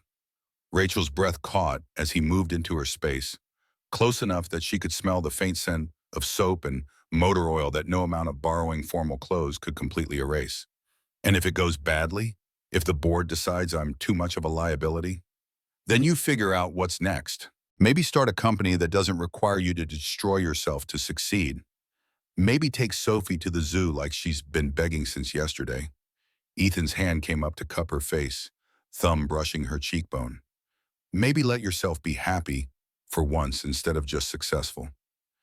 The kiss happened naturally, inevitably, like gravity finally winning a long argument. Rachel rose on her toes, closing the last inches, and Ethan met her halfway. His lips were warm and certain, his hands steady on her waist, and for a moment the office disappeared. The crisis disappeared. Everything narrowed to this connection that felt more real than anything Rachel had experienced in years. When they finally pulled apart, Rachel's heart was hammering and Ethan looked slightly dazed. That was unprofessional, Rachel suggested, breathless. I was going to say overdue. Ethan grinned. But yeah, probably also unprofessional. Linda's voice came through the intercom, shattering the moment. Rachel, you have 15 minutes before the press conference, and there's a line of reporters already forming that suggests this is going to be bigger than we anticipated. Rachel straightened her suit, checking her reflection in the window. CEO armor back in place, except now it felt less like protection and more like costume. She was about to step in front of cameras and admit to weakness, to relationship, to being something other than the perfectly controlled image she'd spent 14 years cultivating. Ethan adjusted his borrowed tie, preparing to stand beside her. You sure you want me there? I can watch from the back, if you'd rather. I want you there. Rachel took his hand, feeling calluses in strength. If I'm doing this, I'm doing it honestly, which means acknowledging that the man who helped me isn't just some random mechanic. He's someone who matters. They walked to the press room together, Linda trailing behind with last-minute briefing notes. The room was packed, tech journalists, business reporters, even some entertainment media drawn by the personal angle. Cameras lined the back wall, live feeds already rolling. Rachel spotted several board members in the audience, Eleanor prominent among them, her expression unreadable. Rachel took position behind the podium, Ethan slightly behind and to her left, close enough to be present but not crowding her moment. The cameras focused, lights bright and hot, and Rachel remembered standing on that stage 48 hours ago, remembered the applause turning to gasps as her body gave out from exhaustion. This time her voice came steady and clear. Thank you for coming. I have 2 announcements today, and both require complete honesty. First, regarding the Prometheus AI malfunction and subsequent crisis. My former colleague and board member Marcus Sterling deliberately sabotaged our code repository in an attempt to destabilize my leadership and position himself for a hostile takeover. We have comprehensive evidence, including code logs, digital fingerprints, and recorded confessions from Mr. Sterling's accomplices. Criminal charges are being filed, and Mr. Sterling has been removed from the board with unanimous support. Reporters erupted with questions, hands shooting up, voices overlapping. Rachel held up a hand for silence. Second, and more personally, I collapsed at our launch event because I've been working myself to exhaustion for years.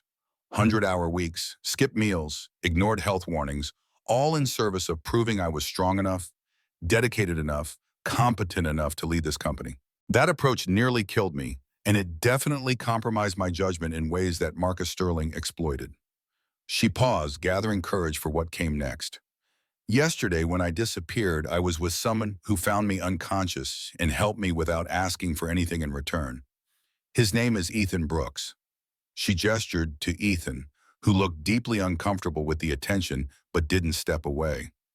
He's a mechanic, a single father, and someone who showed me that success and humanity aren't mutually exclusive. Over the past 48 hours, he's become important to me. More than important. The room exploded again, but Rachel kept going, voice rising over the noise. I know this doesn't fit the narrative of the CEO who sacrifices everything for her company. I know some of you will see this as weakness, as evidence of poor judgment or instability. But I'm done measuring my worth by how much I'm willing to destroy myself. I'm restructuring Montgomery AI to reflect better leadership practices, promoting Tim Chen to CTO, implementing mandatory work-life balance policies, and ensuring no one feels they have to choose between their career and their humanity like I did. One reporter managed to get her question heard above the chaos. Ms. Montgomery, aren't you concerned this relationship will damage your credibility? That people will say you're not serious about your work? Rachel smiled, the expression sharp-edged. I'm concerned that we live in a culture where exhaustion is praised and balance is seen as weakness, where male executives can have families and personal lives without question, but women leaders are expected to be married to their jobs. I'm concerned that we celebrate people working themselves to death and call it dedication. So yes, I'm in a relationship. Yes, he's not from my usual world. And yes, I'm taking Sundays off from now on. If that makes me unserious, then maybe serious needs to be redefined. Eleanor stood up from the audience, her movement drawing every eye.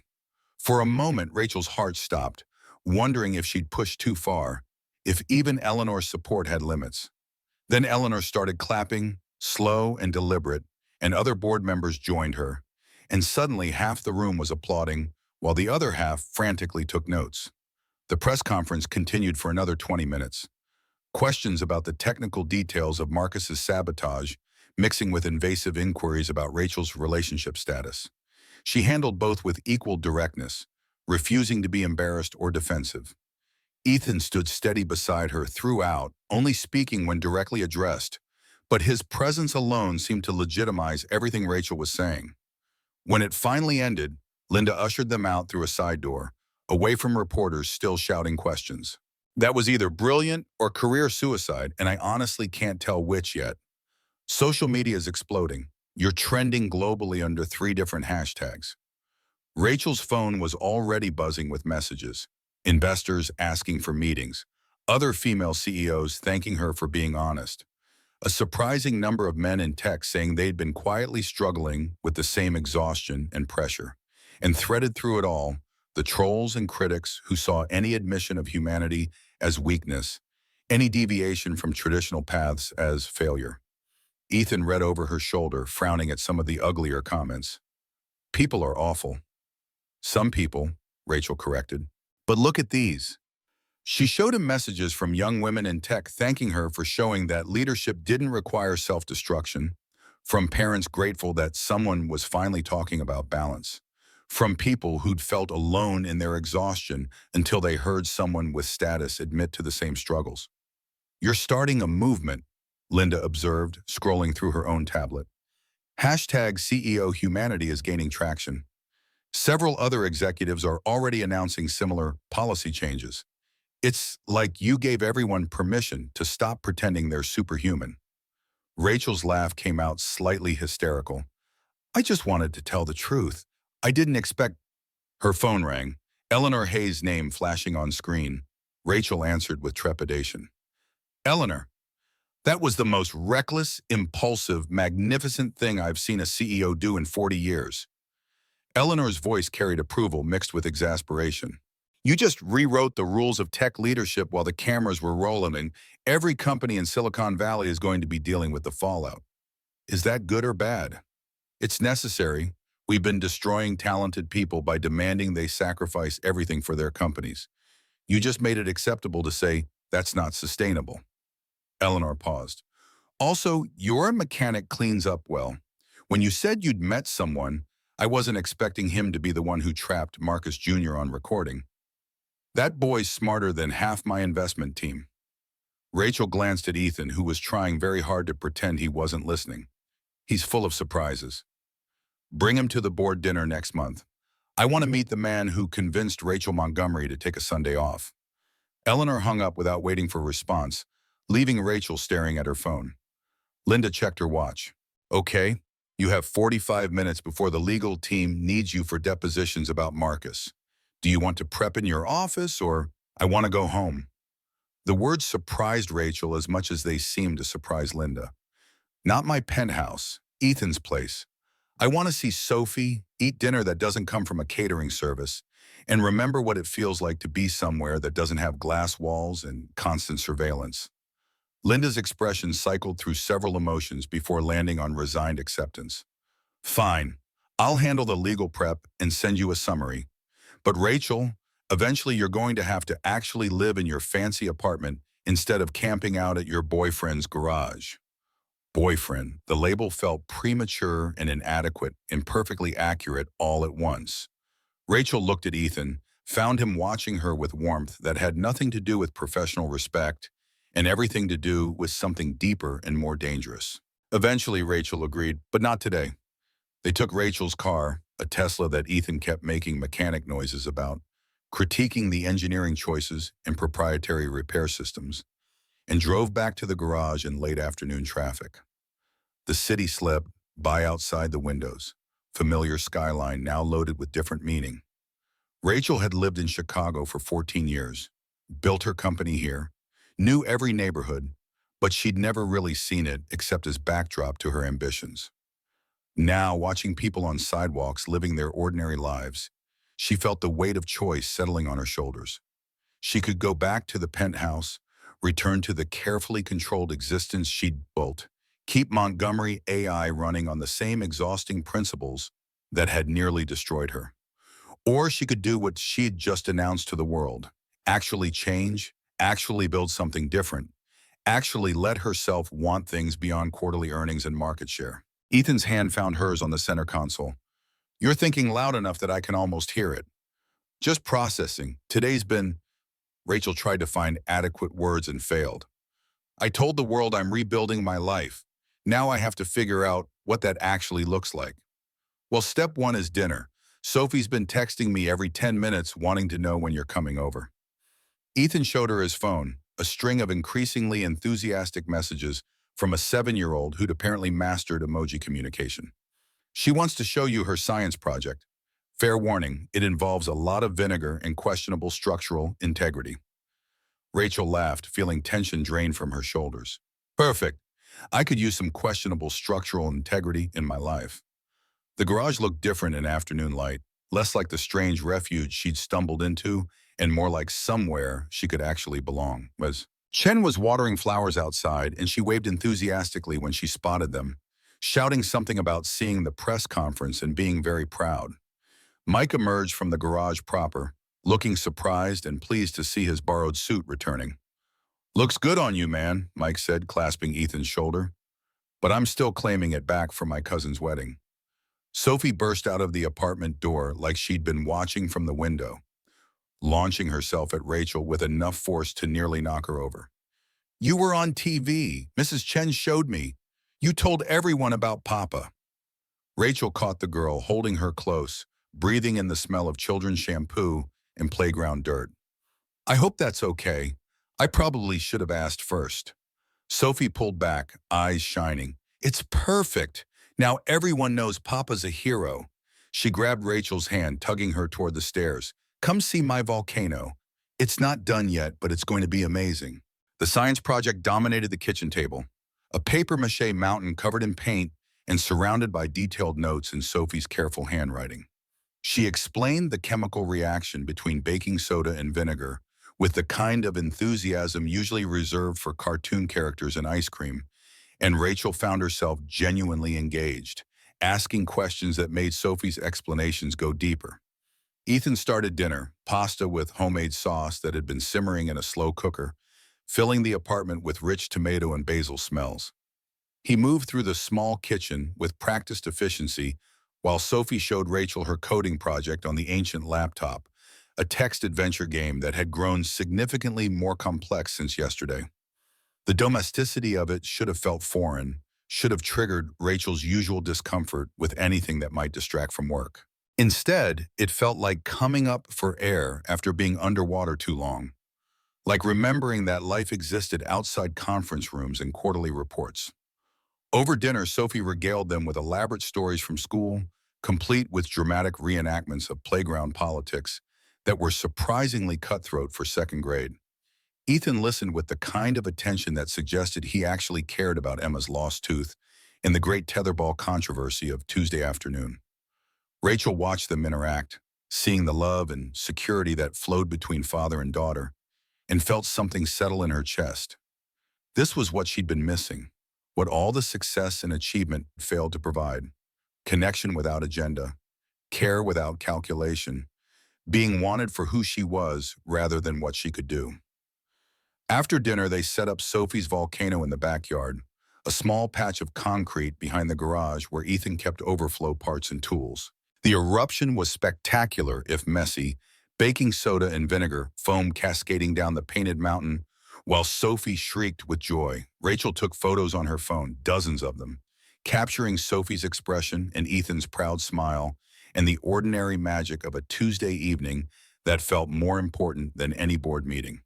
When Sophie finally went to bed, after 3 stories and extensive negotiations about bedtime, Rachel and Ethan collapsed on the couch, exhausted in the good way that came from full days lived intentionally.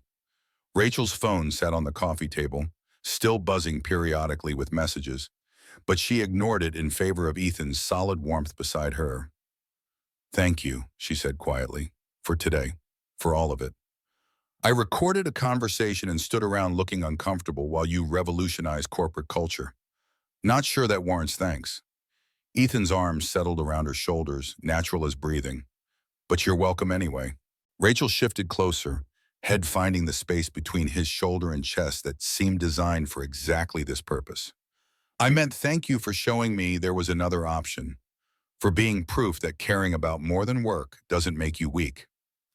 "You're the least weak person I've ever met," Ethan's voice rumbled under her ear.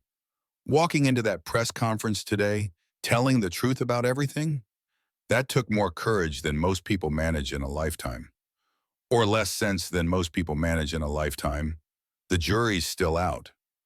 Rachel pulled back enough to look at his face, finding affection and something deeper in his expression. "Ethan, I need to say something, and I need you to really hear it." His hand came up to cup her face, thumb tracing her cheekbone. "I'm listening. This thing between us, it happened fast, maybe too fast. And I know there are 1,000 reasons it shouldn't work, 1,000 ways the world is going to judge us for not making sense on paper." Rachel took a breath, steadying herself. "But I don't care. For the first time in my life, I'm choosing something because it feels right instead of because it looks right. And you feel right." Ethan's smile was slow and genuine and perfect. "You feel right to me, too, have since you woke up confused and scared in my garage and still managed to thank Sophie for the water. I was a mess. You were human. Finally." Ethan leaned in, pressing his forehead to hers. "I've spent 3 years thinking I wasn't enough because my ex-wife needed me to be something different, something bigger. Then you show up, successful and brilliant and powerful, and you make me feel like being exactly who I am is not just acceptable, but valuable. So yeah, this is fast, but it's also right. The kiss happened naturally, deeper than this morning's stolen moment, carrying promise and certainty in equal measure. Rachel's hands found the front of Ethan's shirt, pulling him closer, and he responded with careful intensity, like she was something precious he was learning to hold without breaking.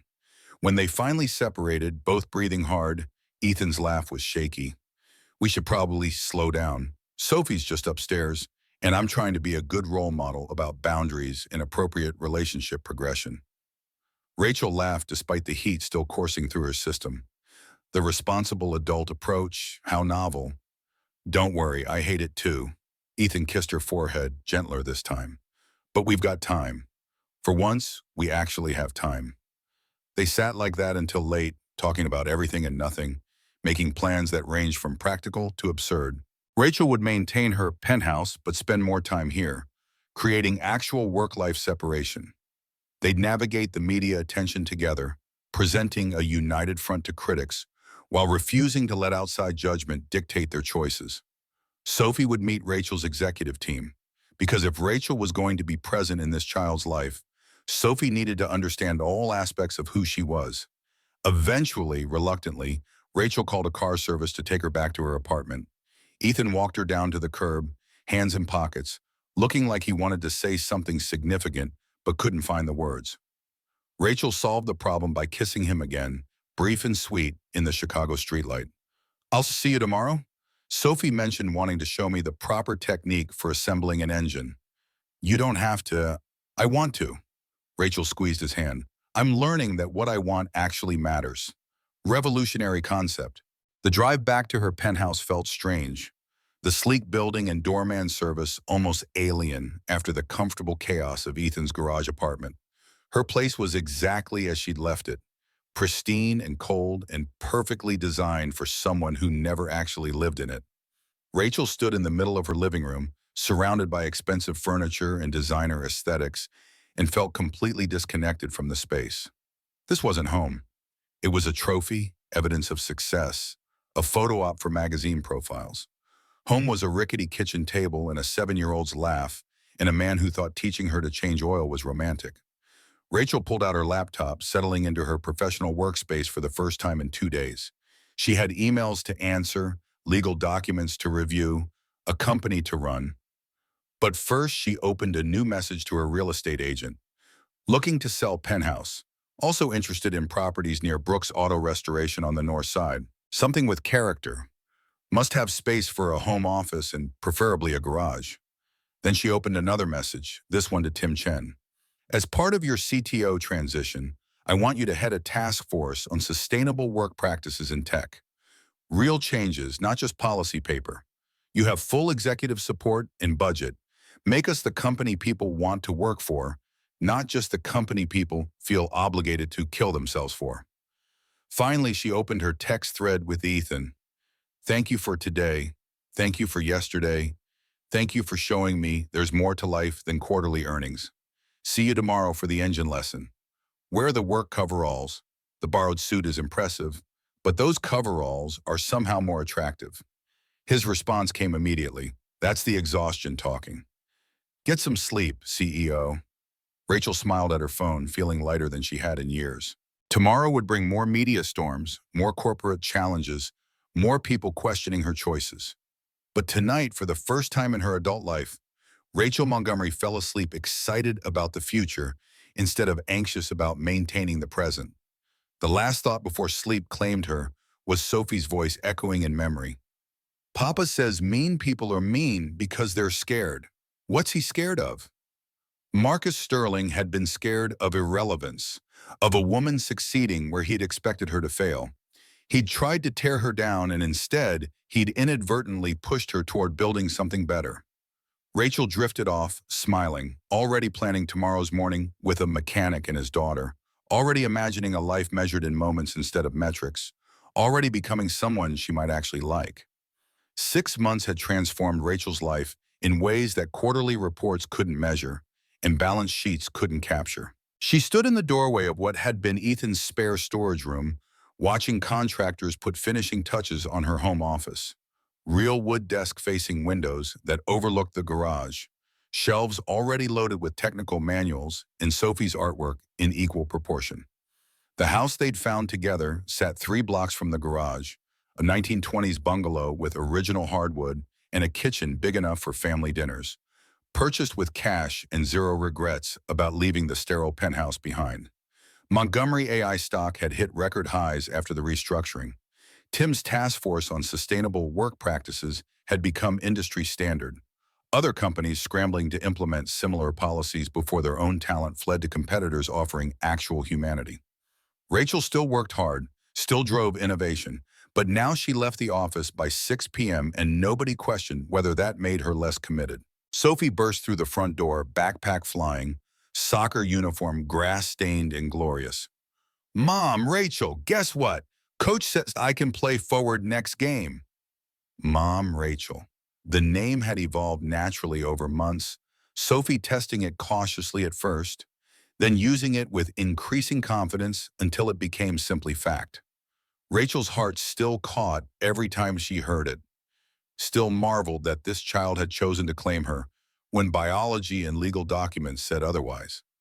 "That's amazing, sweetheart. Forward's a big responsibility."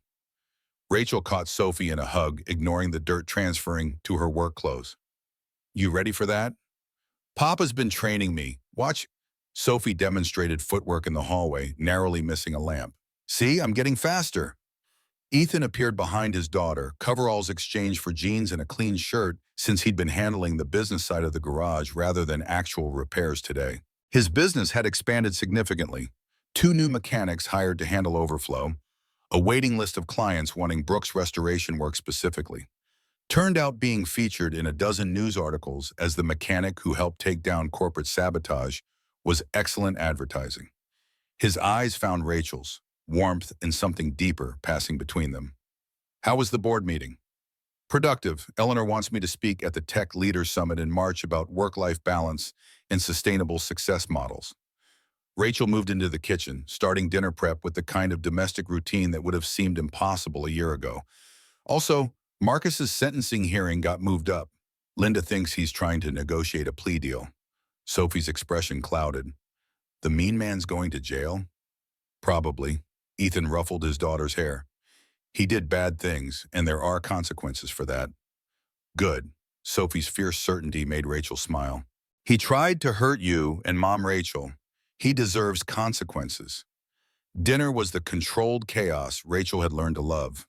Sophie talking 90 miles per hour about school drama, Ethan interjecting with terrible dad jokes, Rachel contributing stories about the absurdity of corporate culture that made Sophie giggle. The kitchen table was scarred wood rather than designer glass. The chairs didn't match, and Rachel had never been happier. After dinner, while Sophie tackled homework with the kind of intense focus she'd inherited from both parents, biological and chosen, Rachel's phone rang. Unknown number, which usually meant reporters still trying to get exclusives about her unconventional lifestyle choices. She almost ignored it, then something made her answer. "Is Montgomery?" The voice was female, young, nervous. "This is Sarah Chen from Child Protective Services. I'm calling regarding Sophie Brooks." Rachel's blood went cold. "What about Sophie?" Ethan looked up from where he was reviewing garage accounts, catching her tone. Sophie remained oblivious, bent over her math homework. Sarah Chen's voice carried professional sympathy that made everything worse. "We received a complaint alleging that Sophie's living situation has become unstable due to her father's relationship with you. The complaint suggests that Sophie is being exposed to inappropriate media attention and that her welfare should be evaluated." "Who filed the complaint?" Rachel already knew, rage building hot behind her ribs. "I'm not at liberty to say, but it came from someone with legal standing to express concern about Sophie's welfare." Sarah paused. "I need to schedule a home visit within the next 48 hours to assess the situation. It's standard procedure when allegations are made." Rachel's hand clenched around the phone. "This is retaliation. Marcus Sterling is facing criminal charges, and he's trying to hurt us through Sophie." "I understand this is stressful, Ms. Montgomery, but I have to follow protocol. Can we schedule the visit for tomorrow afternoon?" They set a time, Sarah's professional politeness never wavering, and Rachel ended the call feeling like she'd been punched. Ethan was already standing, reading her expression with the accuracy that came from 6 months of learning each other's tells. What happened? Rachel glanced at Sophie, still absorbed in fractions, and lowered her voice. CPS. Someone filed a complaint about Sophie's living situation. Ethan went pale, fear flickering across his features before he locked it down. Marcus? Has to be. This is exactly the kind of vindictive bullshit he'd pull when backed into a corner. Rachel moved closer, keeping her voice calm despite fury threatening to crack through. We need to call Patricia Chen, our family lawyer, not the social worker, and we need to do it now. Sophie looked up, sensing tension in the sudden quiet. What's wrong? Ethan managed a smile that didn't reach his eyes. Nothing, baby girl, just some boring adult stuff. You finish your homework, and then we'll watch that movie you wanted, okay? But Sophie was too perceptive, too used to reading her father's moods. Is the mean man trying to hurt us again? Rachel knelt beside Sophie's chair. Someone made a complaint to check that you're safe and happy, which you are, obviously, but we have to prove it to people who don't know us. That's stupid. Sophie's logic was 7-year-old absolute. Anyone can see I'm happy. I have Papa and you and Mrs. Chen and my friends and soccer and school. What else is there? Rachel hugged her. You're absolutely right, but sometimes adults make things complicated because they're scared or angry or just mean. Like Mr. Marcus.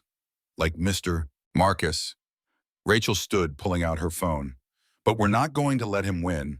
We're going to show everyone that you have the best family, and nothing he does can change that.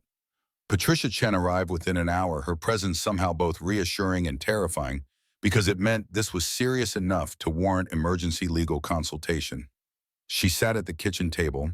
Sophie had been sent to her room with promises of movie night later, and reviewed the complaint with clinical detachment. It's thin, Patricia pronounced finally. Allegations about media attention and unstable environment without specific instances of harm. But thin doesn't mean harmless. CPS has to investigate every complaint, and if the social worker decides there's any merit, this could escalate. Ethan's hands were fisted on the table. What's the worst-case scenario? Removal while investigation continues. It's rare, only happens if there's evidence of immediate danger. Patricia's expression softened. But I've seen vindictive complaints weaponized before. We need to present overwhelming evidence that Sophie is thriving. School records, medical reports, character witnesses, documentation of stable housing and financial security. Rachel was already pulling up files on her laptop. Sophie's on the honor roll, hasn't missed a day of school in 6 months. Her pediatrician gave her a clean bill of health at her last checkup.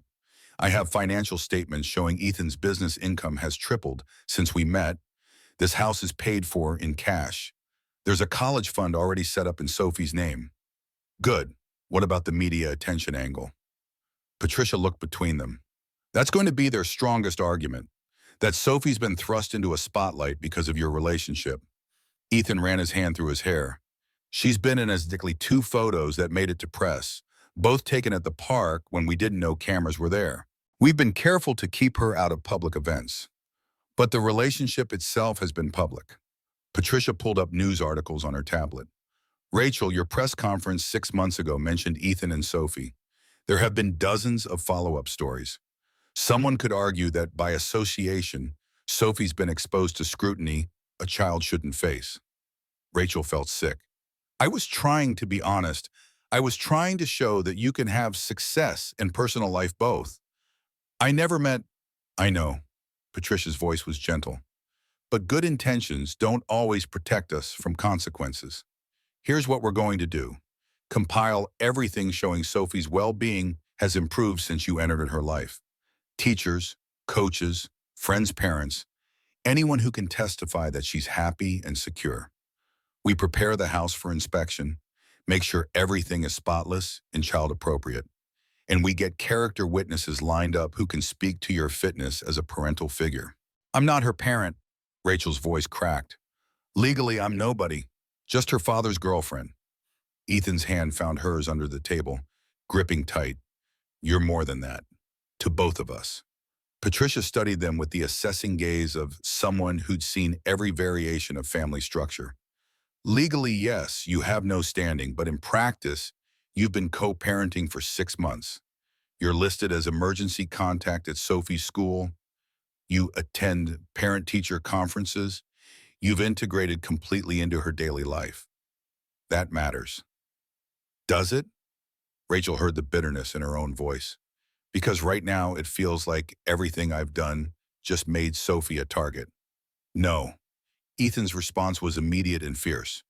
Marcus made Sophie a target because he's vindictive and cruel and can't stand that we're happy. That's on him, not you. Patricia cleared her throat. The reality is that your profile makes you an easy target for this kind of attack. Marcus knows that threatening a child will generate maximum damage with minimum effort. But it also means we have resources most families facing CPS complaints don't have. We can afford the best representation, we can afford expert witnesses, and we have documentation that proves Sophie's life has objectively improved. We're going to fight this, and we're going to win. The next 24 hours were a blur of preparation. They deep cleaned every inch of the house, organized Sophie's room to showcase healthy routine and age-appropriate environment, gathered documentation that told the story of a child thriving. Rachel called Eleanor Hayes and Tim Chen, asked them to provide character references. Ethan contacted Sophie's teacher, Mrs. Rodriguez, her soccer coach, even Mrs. Chen from next door who'd witnessed their entire relationship from the beginning. Sophie handled it all with the kind of resilience that made Rachel's heart ache. She understood that someone was questioning whether she was happy, understood that adults would be checking to make sure her family was good enough. And she approached it with the same pragmatic determination she brought to math homework and soccer practice, as a problem to solve, an obstacle to overcome. The night before the CPS visit, Rachel couldn't sleep. She lay in bed, the bed she'd been sharing with Ethan for 4 months now, in the house they'd chosen together, and stared at the ceiling, running through every possible way this could go wrong. Marcus Sterling, even facing criminal charges, still had enough reach and resources to hurt them. He'd proven that money and spite could weaponize bureaucracy against people just trying to build a life. Ethan's voice cut through the darkness. "Your brain's so loud I can hear it from here." Rachel rolled to face him, finding his features barely visible in moonlight, filtering through curtains. What if they take her? What if some social worker decides that Sophie would be better off without the complication of me in her life? Then we appeal, we fight, we do whatever it takes. Ethan's hand found her face, thumb tracing her cheekbone. But Rachel, you need to hear this. You haven't hurt Sophie. You've made her life better. She's happier, more confident, doing better in school. She has a mother figure who shows up for her every single day. That's not damage. That's love. Love isn't enough if the system decides it's not the right kind of love. Rachel's voice broke. I've spent my whole life proving I was good enough. Good enough for investors, good enough for boards, good enough to run a company. And now I have to prove I'm good enough to be in Sophie's life. And the metrics are completely different. And I don't know if I can. Ethan kissed her, cutting off the spiral. You already are good enough. Sophie chose you. I chose you. That 7-year-old girl who's scared of exactly nothing looks at you like you hung the moon. That's not something you have to earn or prove. It just is. Rachel clung to him, finding anchor in his certainty. I love you. Both of you. I didn't know I could love like this. So much that it terrifies me. So much that losing it would break something fundamental. Then we don't lose it. Ethan's voice carried the same stubborn determination that had kept his business running through his divorce, that had raised Sophie alone for 3 years, that had seen an unconscious stranger and decided helping was more important than caution. We fight and we win because the alternative is unacceptable. Sarah Chen arrived at 2 p.m. exactly, dressed in professional casual and carrying a tablet and clipboard that represented bureaucratic power to dismantle families. She was younger than Rachel expected, maybe 30, with kind eyes that suggested she actually cared about the children she was tasked with protecting. That somehow made it worse. This wasn't a villain Rachel could hate, just someone doing a job that happened to have the power to destroy everything. Sophie sat between Rachel and Ethan on the couch, back straight, hands folded, looking like she was preparing for oral arguments. She'd insisted on wearing her favorite purple dress, the one Rachel had bought her for her 8th birthday last month, and her hair was braided with the competence that came from Rachel's daily practice over 6 months. Sarah Chen smiled at Sophie, gentle and non-threatening. Hi, Sophie. I'm Ms. Chen. I'm here to talk to you about your family and make sure everything's going well. Is that okay? Sophie nodded, solemn. Papa says you have to check that. I'm happy. I am happy. Very happy. That's great to hear. Can you tell me about your day? What's a normal day like for you? Sophie launched into description with the kind of detail that made Rachel proud. Morning routine that included breakfast with both parents, school where she was learning multiplication and loving it, after-school soccer twice a week, homework time where Mom, Rachel helped with hard problems, dinner as a family, evening time for projects or reading or watching shows together. She talked about weekends at the garage learning about engines, trips to the museum and the zoo, sleepovers with friends where both Papa and Mom Rachel vetted the parents first. Sarah took notes, occasionally asking clarifying questions. You call Ms. Montgomery Mom Rachel. Can you tell me about that? Sophie's face lit up. She's like a mom, but not my real mom because my real mom left. Mom Rachel doesn't leave. She comes to my soccer games and helps with homework and reads bedtime stories and knows all my friends' names. She's Mom Rachel because she's my mom now, just also Rachel. The logic was airtight in its simplicity. Sarah glanced at Rachel, something shifting in her expression. How long has Ms. Montgomery been living here? She moved in 4 months ago, Ethan answered. Before that, she stayed over frequently enough that it made sense to make it permanent. And the media attention? Sophie, do you feel like you've been bothered by reporters or photographers? Sophie frowned, thinking. There were cameras at the park twice. Papa and Mom Rachel said to ignore them, so I did. And kids at school know Mom Rachel is famous, but that just makes them think I'm cool. Emma says her mom wants Mom Rachel's autograph, but I said that would be weird. Sarah asked more questions, increasingly routine ones about school and friends and hobbies. She asked to see Sophie's room, nodding approval at the organized space that balanced childish decoration with age-appropriate responsibility. She reviewed Sophie's school records, her medical files, the college fund documentation that showed long-term planning and financial stability. Finally, she asked to speak to the adults alone. Sophie was sent to her room with instructions to start homework, though Rachel suspected she'd actually be pressed against the door trying to hear everything. Sarah Chen settled back at the kitchen table reviewing her notes. I've done over 300 home visits in my career. I've seen every variation of family structure, every kind of environment, and I can tell you with complete professional confidence that Sophie Brooks is one of the most secure, well-adjusted children I've encountered. Relief flooded Rachel's system so fast she felt dizzy. Ethan's hand found hers under the table, squeezing.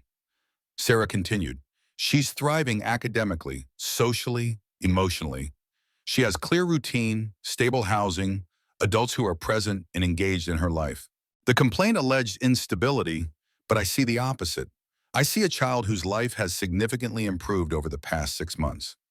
So this is over? Rachel heard the hope in her own voice. My recommendation will be to close the complaint as unfounded.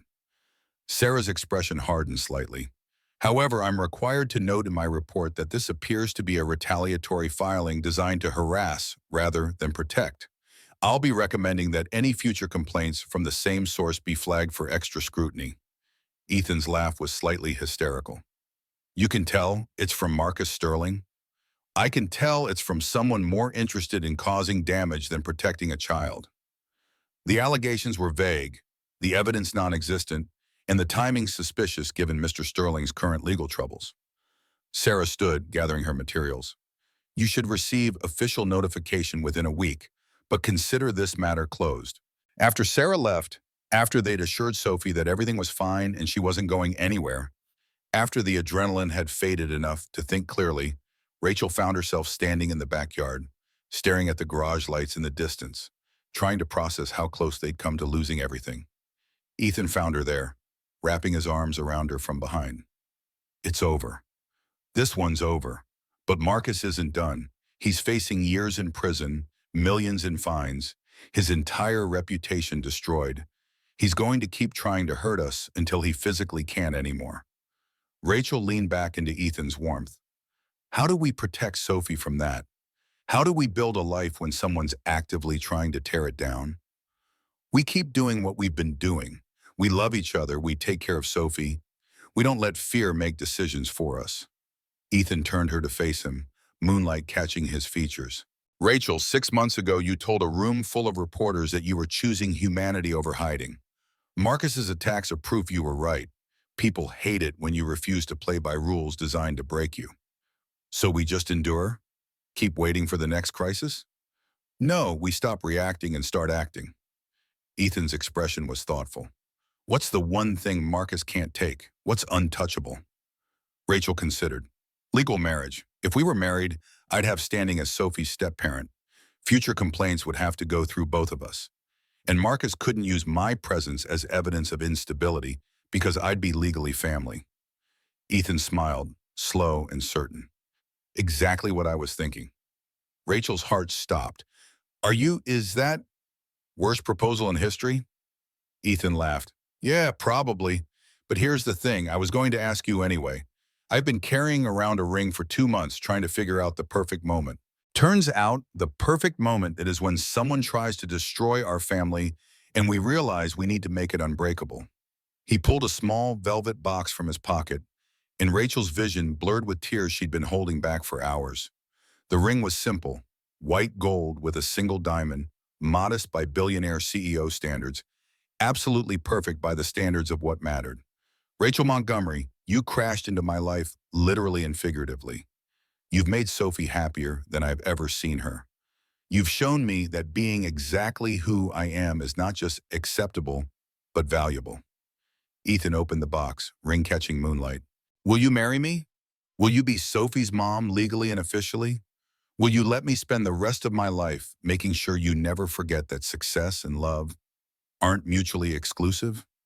Rachel's hands were shaking as she looked at this man who'd saved her life in more ways than literal, who'd taught her that rest wasn't weakness and care wasn't distraction. Yes, absolutely yes. The kiss was long and deep and tasted like relief and promise mixed together. When they finally separated, both breathless, Ethan slid the ring onto Rachel's finger and it fit perfectly, like everything else about this improbable relationship. Sophie's voice carried from her bedroom window. Did you just get engaged? Can I be flower girl? I want a purple dress. They both laughed, looking up to see Sophie's face pressed against the screen, grinning wide enough to split her face. Rachel waved, showing off the ring, and Sophie squealed loud enough to wake the neighborhood when Chen's voice drifted from next door. About time! I'm already planning the reception. The next morning brought headlines. Montgomery AI CEO engaged a mechanic who helped expose corporate sabotage. And the internet had predictable opinions ranging from supportive to vicious.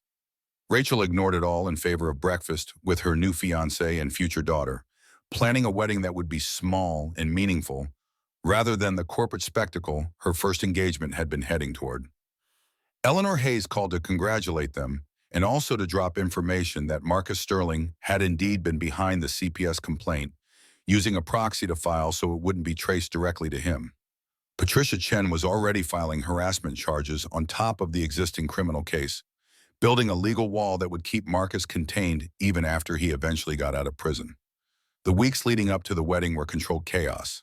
Sophie took her flower girl duties with the seriousness of someone planning a military operation, creating color-coded spreadsheets for dress options and flower arrangements. Ethan handled logistics with the same methodical precision he brought to engine restoration. Rachel balanced wedding planning with running Montgomery AI, her new title of Chief Innovation Officer instead of CEO, reflecting the restructuring that had Tim in operational leadership while she focused on strategy and culture. They decided on the garage for the ceremony because it was where everything had started, where Rachel had woken up and found a different kind of life waiting. 40 guests, family and close friends only, no business contacts or networking opportunities, just people who actually cared about them. Mrs. Chen agreed to officiate after getting ordained online, declaring that she'd watched this romance from the beginning and nobody else deserved the honor. Marcus's sentencing happened 2 days before the wedding. 8 years in federal prison for corporate sabotage, securities fraud, and a dozen other charges that Patricia Chen had helped compile. He'd get out eventually, but by then Sophie would be nearly 16. Rachel and Ethan's marriage would have years of history, and his power to hurt them would be significantly diminished. Rachel attended the sentencing, sitting in the courtroom gallery, watching Marcus led away in handcuffs. She felt nothing but tired relief. No triumph, no vindication, just the quiet satisfaction of seeing justice served. He'd tried to destroy her company, her relationship, her family. He'd failed on all counts. That was enough.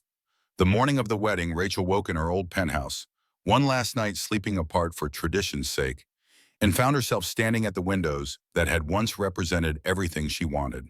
The Chicago skyline still glittered, still beautiful, but it didn't pull at her anymore.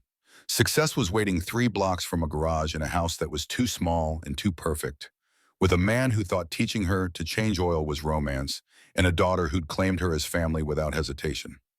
Linda arrived to help with final preparations, her expression fond and slightly exasperated. "You know, 6 months ago I thought you were having a breakdown. Turns out you were just becoming human. Turns out those can look similar from the outside." Rachel let Linda fuss with her dress. Simple white, knee-length, nothing like the elaborate gown her mother had planned for her engagement to Marcus a lifetime ago. "Thank you for not quitting when I went temporarily insane." "You weren't insane, you were exhausted and finally admitting it." Linda stepped back, assessing. Perfect. The mechanic's not going to know what hit him. The ceremony was scheduled for 4 p.m., golden hour lights streaming through garage windows, string lights adding warmth to the industrial space. Rachel arrived to find the garage transformed.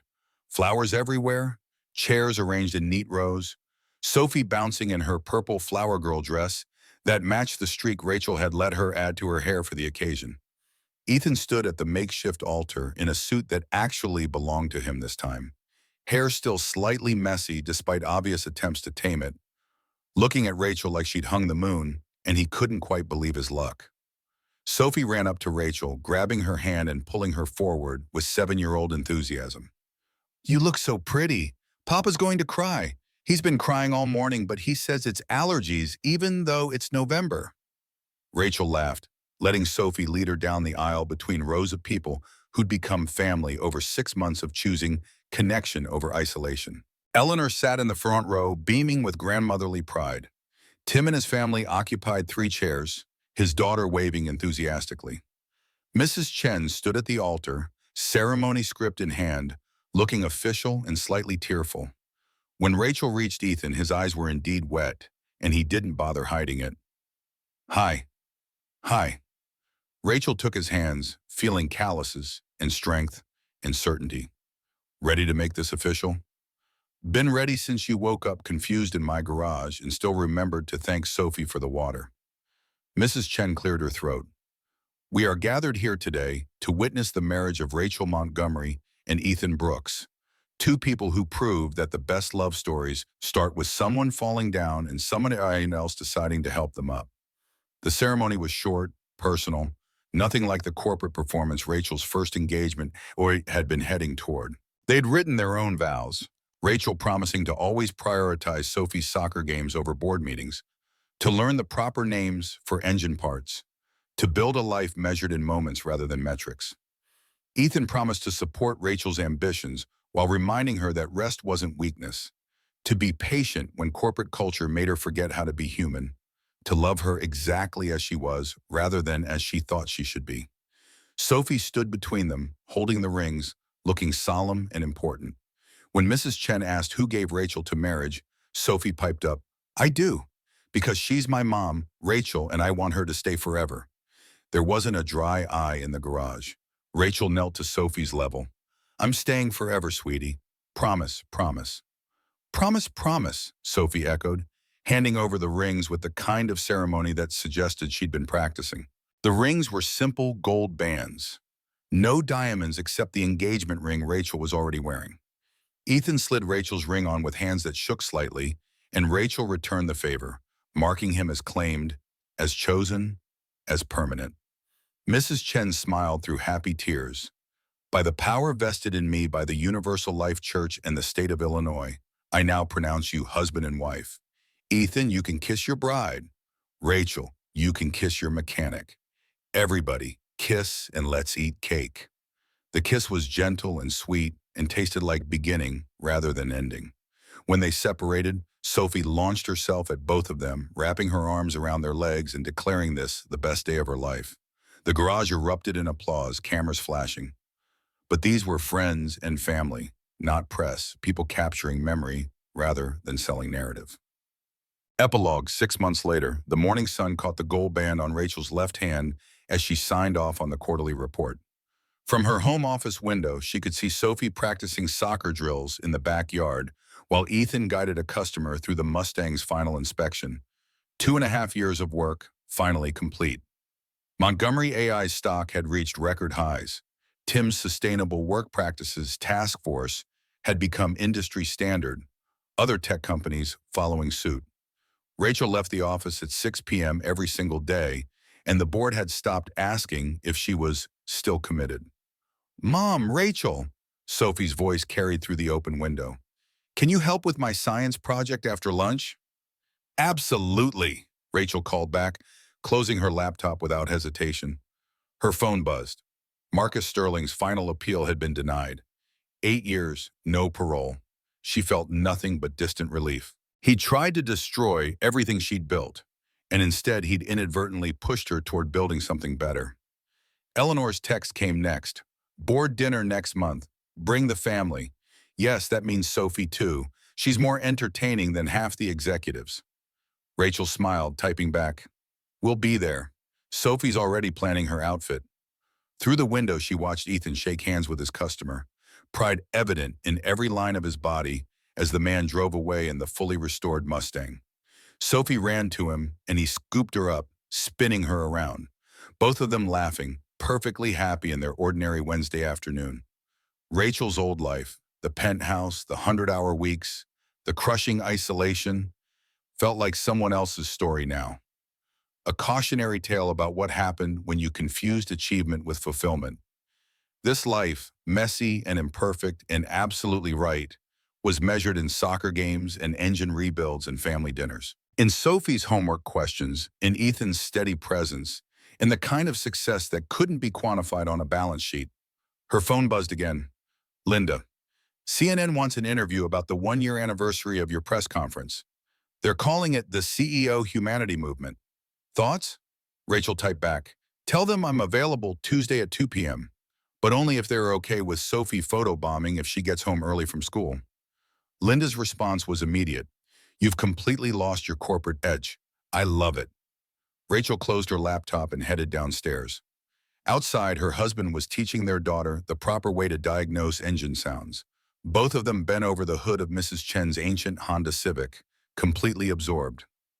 "Room for one more?" Rachel asked, grabbing coveralls from the hook. Ethan looked up, that same warm smile he'd given her the morning she'd woken up in his garage, confused and scared and unknowingly ready for everything to change. "Always," he said, and Rachel Brooks Montgomery, CEO of Montgomery AI, wife, mother, and finally, after 32 years of searching, someone who'd learned that the greatest success was simply being brave enough to be human, stepped into the sunshine and joined her family. The Mustang gleamed in the garage behind them, a testament to patience and craftsmanship and the value of taking time to do things right. Rachel thought about that first day, changing oil with hands that had never touched an engine, learning that competence came in forms she'd never valued before.